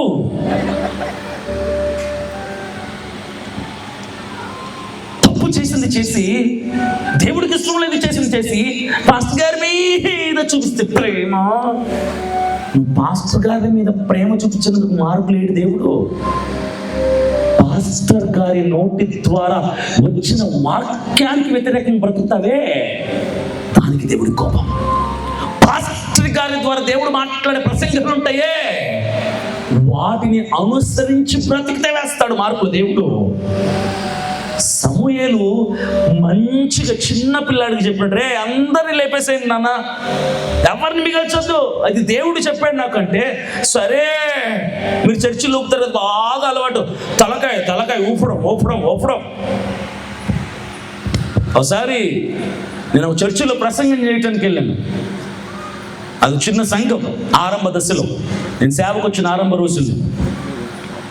ప్రసంగం చెబుతుంటే కొంతమంది ఫోన్లు చూసుకుంటున్నారు, కొంతమంది దిక్కులు చూస్తున్నారు, కొంతమంది అటు ఇటు తలకాయలు తిప్పుతున్నారు. నాకు అర్థం కావట్లా, ఒక్కరు కూడా శ్రద్ధగా వినటం లేదు. ఏంటి ఇలా అవసరం వాక్యం అనిపిస్తుంది మనసులో. అయితే 2వ వరుసలో ఒక ఆవిడ కూర్చుంది. ఆవిడకు ఒక 60-65 ఏళ్ళు ఉంటాయి. ఆవిడ మాత్రం నేను ఏ మాట చెప్పినా అంటుంది. నాకు అనిపించింది, ఈవిడ కోసం దేవుడు నన్ను ఇక్కడ పంపించాడు. ఇది ఆసక్తి అంటే, ఇది శ్రద్ధ అంటే, ఈవిడ కోసం చెప్పేస్తా అని నేను ఆవిడ అంటే నాకు ఇంకా ఊపొచ్చేస్తుంది. ఆవిడ ఊగిపోతుంటే నేను ఊగిపోయి వాక్యం చెప్పిస్తాను. ప్రార్థన అయిపోయింది, పాస్టర్ గారు ప్రార్థనలు చేయమన్నారు అందరికీ. అందరు ప్రార్థనకు వస్తుంటే అందరు పక్క జరగండి అమ్మ, మీరు పక్క జరగండి. అమ్మా నువ్వురా. ఎవరు? నా అభిమాని భక్తిరాలు, నా అభిమాని ఆవిడ. ఎందుకు? ఆవిడ ఊగిపోవడం కూడా నన్ను కూడా ఊపేసింది ఆవిడ. నువ్వురా, ఫస్ట్ నీకే ప్రార్థన చేస్తాను, నువ్వురా. ఏం పేరమ్మా నీ పేరు అన్నాను. బాగుంది సార్ ప్రసంగం, చాలా బాగా చేసినావు సార్ ఉంటుంది. సరే, ఏం పేరమ్మా నీ పేరు? బాగా చెప్పినావు నాయన. నీ పేరేం పేరమ్మా? పాస్టర్ గారు వచ్చాడు. పాస్టర్ గారు, ఆవిడ పుట్టు చెవిడండి, ఆవిడకి ఏం వినపడదు. ఏ పాస్టర్ ప్రసంగం చేసినా అలా ఊగుతుంటుంది ఆవిడ. అంటే నాకు చెవుడు అని ఎవరికి అర్థం కాకూడదని ఆవిడ నటిస్తుంటుందండి. నాకు ఫీజులు ఎగిరిపోయాయి. చెవిట ఆవిడని చూసి నేను ఊగిపోయానా? ఇంకెంత మహానటన చేసింది ఆవిడ. నటన. చాలా మంది జీవితాల్లో ఇలాంటి జరుగుతుంటాయి. ఇప్పుడు ఏం జరిగింది ఇక్కడ? సమూయేలు వచ్చాడు, సౌలు దగ్గరకు వచ్చాడు. సౌలు ఏం చేస్తున్నాడు? అయ్యా దొరా, నా స్వామి, నా రాజా, నీకు వందనాలు, నీకోసం ఎదురు చూస్తున్నాను అని పరుగులు తీసుకుంటూ వెళ్తే, అబ్బో ఎవడికి గాలి నీ స్తోత్రాలు, నీ వందనాలు, అబ్బో. పాస్టర్ గారికి సోపు లేకూడదు. ఎప్పుడు పాస్టర్ గారికి సోపు వేయటం మానేసి దేవుడికి ఏంటి సోపు. ఎలాగా? దేవుడికి ఏది ఇష్టమో అది చేయండి, దేవుడికి ఏది నచ్చుద్దో అది చేయండి, ఏం మాట్లాడితే నచ్చుద్దో అది మాట్లాడండి, ఏం తాగితే నచ్చుద్దో అది తాగండి, ఏది నచ్చుదో అది మానేయండి. ఈ సౌలు అన్నాడు, అన్నాడు పాస్టర్ గారు మీకు 100 ఏళ్ళండి అంటే, సౌలు అంటున్నాడు వెంటనే, సమూయేలు అంటున్నాడు, అలాగైతే నాకు వినబడుచున్న గొర్రెల అరుపులు, అడ్ల రంకెలు ఎక్కడివి అని అడిగాను. ఆ పైన అన్నాడు సౌలు, నువ్వు మాకు చెప్పావు కదా, అమాలేకీలు అందరూ లేపేమని. అందరు లేపేశాను, నువ్వు చెప్పిన పనిని నేను నెరవేర్చి తిని. ఏమన్నాడు? అబద్ధం ఆడుతున్నాడు. ఎవరితో? పాస్టర్తో ఆటలాడకూడదని చెప్పాను కదా ఇప్పుడే. ఏం చేస్తున్నాడు? సెకండ్ టైం మరలా నువ్వు చెప్పిందంతా చేశానంటే, సమూయేలు అన్నాడు, నేను చెప్పిన పని నువ్వు చేస్తే ఆ అరుపులేంటి, ఆ గొర్రెల చప్పుళ్ళు, ఆ ఎడ్ల రంకెలు ఎక్కడి నుంచి వస్తున్నాయో నాకు దేవుడు అంతా చూపించాడు. నువ్వు చేసిన తప్పు నా కనుల ముందు దేవుడు నిలబెట్టాడు అంటే, సౌలు అన్నాడు, ఏమనాలి? ఏమనాలి? మీ తప్పు కనుల ముందు సేవకుడు తీసుకొస్తే ఏమనాలి? క్షమించయ్యా, తప్పైపోయిందయ్యా అని చెప్పాలి కదా. అది చెప్పకుండా మనోడు ఏం చేస్తుంది తెలుసా? 2 రకాల క్రైస్తవులు: తప్పు చేసి ఒప్పుకునే వాళ్ళు, తప్పు చేసి బాగా కప్పుకునేవాళ్ళు. ఈ సౌలు ఎలా అంటాడు తెలుసా? బాగా కప్పేసుకునేటోడు. అంటున్నాడు 21లో, అయితే సమూయేలు, అలాగైతే నాకు వినబడుచున్న గొర్రెల అరుపులను, ఎడ్ల రంకెలను ఎక్కడివి అని అడగగా, అక్కడ కన్యవేషన్ 21 నుంచి, అయితే గిల్గాల్లోని దేవుడైన యెహోవాకు బలి అర్పించుటకై జనులు శపించిన గొర్రెలను ఎడ్లలోను ముఖ్యమైన వాటిని తీసుకొని వచ్చిరని సమూయేలుతో చెప్పాను. ఇదిగో నా సైన్యం ఉందే, నా సైన్యము దేవునికి బలి అర్పించటానికని. ఎవరికి? తప్పు చేసి తప్పుని మళ్ళీ ఎక్కడ వేస్తున్నారు తెలుసా? దేవుడి మీద వేస్తున్నారు. తప్పు చేసి కూడా దేవుడి మీద వేస్తున్నారు. అందుకని శ్రేష్టమైన వాటిని అన్నిటిని పట్టుకొని వచ్చామయ్యా సమూయేలు. ఎవరి కోసం తెలుసా? నీ దేవుడి కోసమే. కంటిన్యూషన్. అందుకు సమూయేలు తాను సెలవిచ్చిన ఆజ్ఞను ఒకడు గైకొనుట వలన యెహోవా సంతోషించున్నట్లు ఒకడు దహన బలులను అర్పించుట వలన ఆయన సంతోషించునా? ఆలోచించుము, బలులు అర్పించుట కంటే ఆజ్ఞను గైకొనుటయు, పొట్టేళ్ల క్రొవ్వు అర్పించుట కంటే మాట వినుటయు శ్రేష్టము. మీలో చాలా మంది, పాస్టర్ గారు 50,000 కానుక తీసుకోండి, 1,00,000 రూపాయలు కనుక తీసుకోండి, లోన్ వచ్చింది కానుక తీసుకోండి, పెళ్లి కుదిరింది కానుక తీసుకోండి అని నువ్వు కానుకలు తెచ్చిస్తే పాస్టర్ సంతోషిస్తాడు. ఎందుకో తెలుసా? అది నువ్వు ఎక్కడ దోపిడీలు చేసి తెచ్చావో, ఎవరి నెత్తి మీద చేయి పెట్టి తెచ్చావో, ఎక్కడ లంచాన్ని లాగి తెచ్చావో, ఎక్కడ మోసం చేసి తెచ్చావో, ఎక్కడ అక్రమ సంపాదనతో తెచ్చావో, ఎక్కడ ఒకరిని పిండి తెచ్చావో, ఎక్కడ వడ్డీ వ్యాపారం చేసి తెచ్చావో, ఎక్కడ అన్యాయంగా సొమ్ము తెచ్చావో పాస్టర్కి తెలీదు, దేవుడికి తెలుసు. ఆయన అంటాడు, రే నీ కానుక కాదురా, నువ్వు తెచ్చిన లక్షలు వేల కానుకల కంటే నా మాట వినేవాడంటే నాకు ఇష్టం. దహన బలులు కాదు, క్రొవ్విన పొట్టేళ్ళు కాదు, బలులు కాదు, నైవేద్యాలు కాదు, నా మాట వినుట శ్రేష్ఠ. ఇందులో చాలా మంది కానుకలు కట్టలుగా ఇచ్చేసి దేవుడి మాట వినటంలో ఫెయిల్ అయిపోతుంటే మీ కానుకలు దశం భాగాలు మిమ్మల్ని పరలోకానికి తీసుకెళ్ళావు. అయితే మానేస్తాంలేండి అనేటోళ్ళు కొంతమంది ఉంటారు ఇక్కడ. నువ్వు మానేసిన ఎల్లో, ఇచ్చిన ఎల్లో, వెళ్ళాలంటే ఒకటే దారి. ఏంటో తెలుసా? ఇప్పటి నుంచైనా తప్పుని ఒప్పుకొని బుద్ధిగా వాక్యం చెప్పినట్టుగా, సేవకుడు చెప్పినట్టుగా బతకగలిగితే అప్పుడు నీకు పరలోకానికి మార్గం వేయబడుతుంది. దహన బలులు కాదు దేవుడికి కావాల్సింది, మాట వినటం. సమూయేలు ద్వారా స్పష్టంగా దేవుడు మాట్లాడాడు. నెక్స్ట్ 23వ వచనం, తిరుగుబాటు చేయుట సోద చెప్పుటయను పాపముతో సమానము. ఏం చేస్తున్నాడు సౌలు? సోద చెప్తున్నాడు. ఎవడికి కావాలరా నీ సోదే? పాపాన్ని విడిచిపెట్టరా అంటే సోదే. ఎందుకు? కొంతమంది ఆ పాపం ఎందుకు చేసావు, ఈ పాపం ఎందుకు చేశాడో కారణం చెప్తాడు తప్ప తప్పుని తప్పుగా ఒప్పుకోకపోతే ఆ దేవుడిని నేను ఎందుకు క్షమించాలి? క్షమించడు. జైల్లో ఉన్న ఖైదీలు ఉంటారు, రేపిస్టులు ఉంటారు, మర్డరర్స్ ఉంటారు, దొంగలు ఉంటారు, వ్యభిచారులు ఉంటారు. మైక్ పెట్టి ఎందుకు వచ్చావు జైలుకి అంటే, ఎందుకంటే నేను రేప్ చేశాను, నేను హత్య చేశాను, నేను దౌర్జన్యం చేశాను, నేను దొంగతనం చేశాను, ఎందుకు చేశాను తెలుసా అని మొదలు పెడతాడు. ఏంటది? సోది చెప్పటం. ఏమనాలి? తప్పు చేశాను సార్, తప్పు చేశాను సార్ అని ఒప్పుకునేవాడు నిజమైన క్రైస్తవుడు. కారణాలు భూమి మీద ప్రతి తప్పు చేసేవాడు చెప్తాడు, కానీ తప్పుని తప్పుగా ఒప్పుకోగలిగిన దమ్ము ఒక క్రైస్తవుడి మాత్రమే ఉంటుంది. సౌలు ఏం చేస్తున్నాడు తెలుసా? సోద చెప్తున్నాడు. అందుకే సోద చెప్పుటయు కూడా పాపముతో సమానమే. ఈరోజు మీలో చాలా మంది తప్పులు చేసి దేవునికి అవిధేయంగా బ్రతుకుతూ మళ్ళీ దాన్ని సమర్థించుకోవడానికి, నేను ఎందుకు అలా చేశాను తెలుసా, నేను ఎందుకు ఇది తిన్నాను తెలుసా, నేను ఎందుకు అక్కడికి వెళ్ళాను తెలుసా. హే, ఎవరికి కావాలి? నువ్వు ఎందుకు వెళ్తే? తప్పు చేసావో ఒప్పుకో అంతే. తప్పు క్షమించు ప్రభువా, that's it. No more discussion, no more conversation. ఇకే సంభాషణ అక్కర్లేదు, ఒప్పుకో. ఎందుకు చేశాను తెలుసా? ఎవడికి కావాలి నీ సోది? ఒప్పుకో, ఒప్పుకోకు. అందుకంటున్నాడు, తిరుగుబాటు చేయుట సోది చెప్పుట పాపంతో సమానము, మూర్ఖతను అగపరుచుట మాయా విగ్రహము గృహ దేవతలను పూజించుటతో సమానము.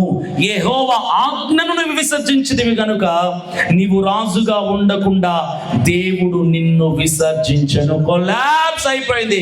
సౌలు రాజు చరిత్ర పుటముల్లో లేకుండా పోయాడు, చరిత్రహీనుడిగా మిగిలిపోయాడు. చరిత్రలో ఇలాంటి బతకకూడదురా అని చెప్పటానికి ఉదాహరణగా మిగిలిపోయాడు. ఎవరు? సౌలు. వద్దు అంటే ప్రజలు రాజు కావాలి అంటే పోనీలే పాపం అని గాడిదలు తోడుకునేవాడిని సింహాసనం ఎక్కిస్తే అది కాపాడుకోవడం చేత కాక దేవుడికి అధియేతగా 2 సార్లు తప్పులు చేస్తే దేవుడు అన్నాడు, దిగిపో, నీ పోస్ట్ ఊస్ట్ అయిపోయింది, దిగిపో. నీ ప్రాణం పోకముందే, నీ దీపు మారిపోకముందే, నీకు పెట్టె తయారు చేయించకముందే బ్రతుకుల్లో ఉన్న అతిక్రమాన్ని ఒప్పుకో. తప్పుకుంటావు దేవుని శిక్ష నుంచి. కప్పుకోకో, పరలోకానికి వెళ్ళడానికి అనుమతించబడవు. సౌలు బతుకది. ఇంకొకరి బ్రతుకు చెప్పి నేను ఊహించేస్తాను. అతను ఎవరో కాదు, దావీదు. సౌలు చేసిన తప్పు చిన్నది, దేవుడు వేసిన శిక్ష పెద్దది. దావీదు చేసిన తప్పు చాలా పెద్దది. ఎవరో భార్యని స్నానం చేస్తుంది చూసి భర్త యుద్ధానికి వెళ్ళాడని తెలిసి ఇంటికి తెప్పించుకొని ఆవిడతో శయనించి పడుకొని పాపం చేసి ఇంటికి పంపించేశాక కడుపు వచ్చిందని, గర్భవతి అయిందని తెలిసి తన భర్త ఎవరో కనుక్కుంటే తన సైన్యంలోనే ఒక యుద్ధవీరుడని అర్థమయ్యి అతన్ని పిలిపించి, నువ్వు పోయి నీ ఇంట్లో రెస్ట్ తీసుకోపో, నీ వల్ల కడుపు వచ్చిందని నీ మీదకి వేస్తే బాగుంటుందని స్కెచ్ చేసి భర్త ఎంతకీ ఇంటికి వెళ్ళకపోతే మందు తాగించి మత్తు చేయించి ఇంటికి వెళ్ళమంటే వాడు మహామంచోడు కాబట్టి ఊరియా ఇంటికి వెళ్ళకుండా ఆ కాంపౌండ్ లోనే పడి ఉంటే అయినా ఏం చేయాలో అర్థం కాక ఎలారా ఇప్పుడు ఏం చేయాలి అని ఆలోచించి ఒక మంచి స్కెచ్ గీసి సైన్యాధిపతిని పిలిపించి ఊరియాని తీసుకెళ్లి యుద్ధ రంగంలో మొదటి వరుసలో నిలబెట్టు, వాడు పోతే దరిద్రం మొదలుపోద్ది అంటే ఆ లెటర్ ఎవరితో ఇచ్చి పంపించాడు తెలుసా? ఎవరినైతే చంపించాలనుకుంటున్నాడో ఆ వ్యక్తితో లెటర్ ఇచ్చి పంపించాడు. దావీదు ఇచ్చి పంపించాడు.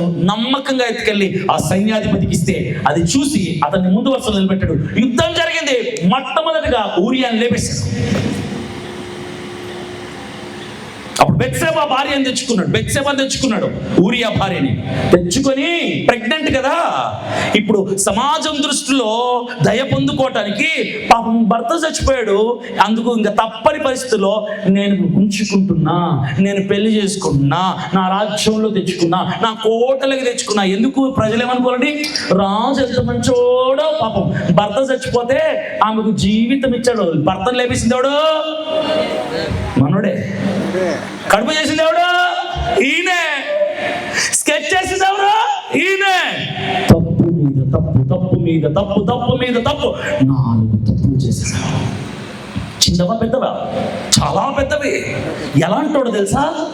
దేవుడు నాకు ఇష్టమైన వాడు, నా హృదయానుసారం, is out of my heart అని దేవుడు చెప్పిన వాడు ఎలాంటి పనికి మాలిన పాపాలు చేశాడు తెలుసా? అప్పుడు దేవుడు సమూయేలుని సౌలు దగ్గరికి పంపించినట్టుగా నాతాన్ అనే ప్రవక్తని దావీదు దగ్గరికి పంపించి ఒక కథ చెప్పాడు. ఆ కథ చెప్పిన తర్వాత ఎవడాడో అని లేపేసేయాలి, అలాంటి దుర్మార్గుని లేపేయాలి అన్నాడు. అప్పుడు దావీదుతో నాతాన్ అన్నాడు, వాడెవడో కాదు నువ్వే, వాడెవడో కాదు నువ్వే. కళ్ళు తెచ్చుకున్నాడు. నేను ఎందుకు చేశానో తెలుసా? అండ్లా. ఏ పరిస్థితిలో చేయాల్సి వచ్చిందో తెలుసా? అండ్లా. అసలు నా ఉద్దేశం ఏంటో తెలుసా? అండ్లా.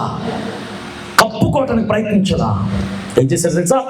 51వ కీర్తనలో తను ప్రార్థన, బెత్షెబాతో పాపము చేసినప్పుడు నాతాను ప్రవక్త వచ్చి హెచ్చరించిన తర్వాత ప్రభు పాదాల ఎదుట పాదాలు పట్టుకొని ఏడ్చి కన్నీళ్లు కార్చి చేసిన ప్రార్థన చదివితే మన కళ్ళలో నీళ్లు తిరుగుతాయి. దావీదు రాజు చేసిన పాపం పెద్దది.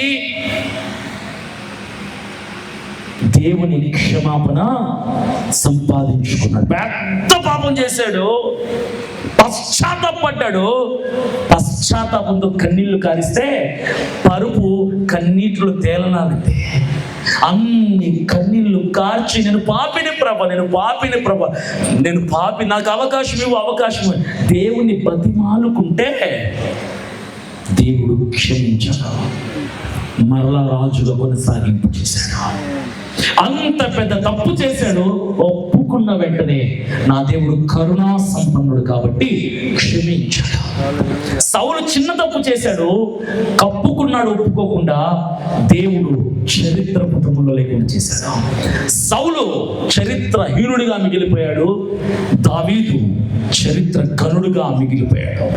అందరు లేచి నిలబడండి. Everyone rise up on your feet.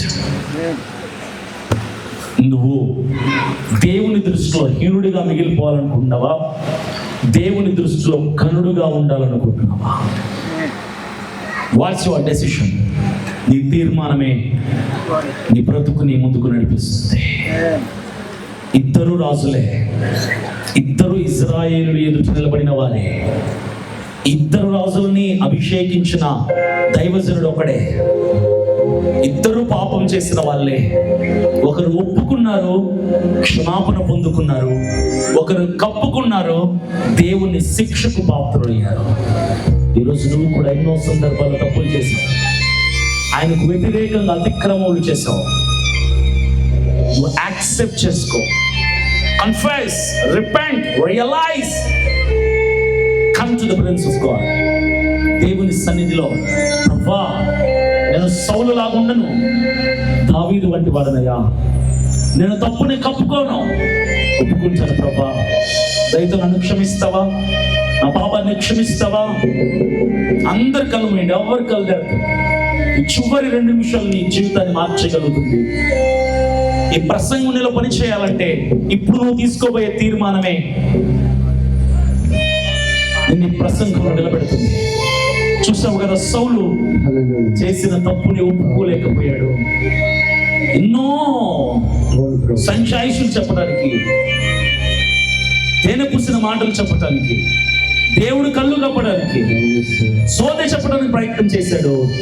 నేరస్తుడిగా మిగిలిపోయాడు. దావీదు అంతటి నేరం చేసిన దేవుని పాదాలు ఎదుట సాష్టాంగపడి కన్నీళ్లు కార్చి, నేను పాపిని ప్రభా, నేను నేరస్తుడని ప్రభా, నేను శిక్షకు అర్హుడనయ్యా, ఒక్కసారి నన్ను క్షమిస్తావా, ఒక్కసారి నన్ను క్షమిస్తావా అని దేవుడు అడిగిన, దేవుని ఎదుట అడిగిన ఆ ప్రార్థన దేవునికి అంగీకారమైంది. దేవుడు క్షమించాడు. చరిత్రలో కనుడుగా, మంచివాడిగా, భక్తుడిగా, దేవుని హృదయాన్ని గెలిచిన వాడిగా చరిత్ర పుటములో నిలిచిపోయాడు. ప్రార్థన చేసుకుని, మహాపరిశుద్ధుడైన దేవా, మా ఎదుట ఇరువురిని నిలబెట్టావు. సౌలు, దావీదు. సౌలు అంటే బ్రతుకు మాకు వద్దయ్యా. మా జీవితాల్లో ఎన్నో సందర్భాల్లో మేము మీకు వ్యతిరేకంగా తప్పు చేశాం. కానుకలు దశంభాగాలు తెచ్చి మా పాపం పోయిందనుకున్నాం. నువ్వు దహన బలి కోరేవాడివి కాదయ్యా, నైవేద్యములు కోరేవాడివి కాదయ్యా. నీ మాట వినటమే శ్రేష్టమని నువ్వు చెప్పావు. నీ వాక్యానుసారంగా నడుచుకోవటమే శ్రేష్టమని చెప్పావు. ఇక్కడ కూడి వచ్చిన బిడ్డలందరూ కూడా దావీదు వలె తప్పు చేసినప్పటికీ క్షమించమని అడిగే ధైర్యాన్ని వారికి ఇవ్వండియా. ఆ పాపాన్ని ధైర్యముగా నీ ఎదుట ఒప్పుకునేటువంటి ఆ గుణాన్ని వాళ్ళకి కలుగు చేసి దయతో నీ క్షమాపణ వారి మీద ఉంచండి. లోకం వైపు నుంచి పరిపూర్ణంగా మీ వైపు మరలించండి. పరిశుద్ధతల పరిపక్వ ద్వారా చూడడానికి సహాయం చేయండి. ఈ చివరి రోజు కూడిక వారి బ్రతుకుల్లో ప్రభా దీవెనకరముగా, ఒక స్ఫూర్తిదాయకముగా, ప్రభావితముగా ఉండడానికి సహాయం చేయండి. కుడి వచ్చిన ప్రతి బిడ్డని మీ హస్తాలకు ఉంచండి. మహిమ ఘనత ప్రభావములు మీకు ఆరోపిస్తూ శ్రేష్టమైన యేసయ్య పరిశుద్ధ నామం పేరిట ప్రార్థిస్తున్నాడు తండ్రి. ఆమేన్. ఆమేన్. దయచేసి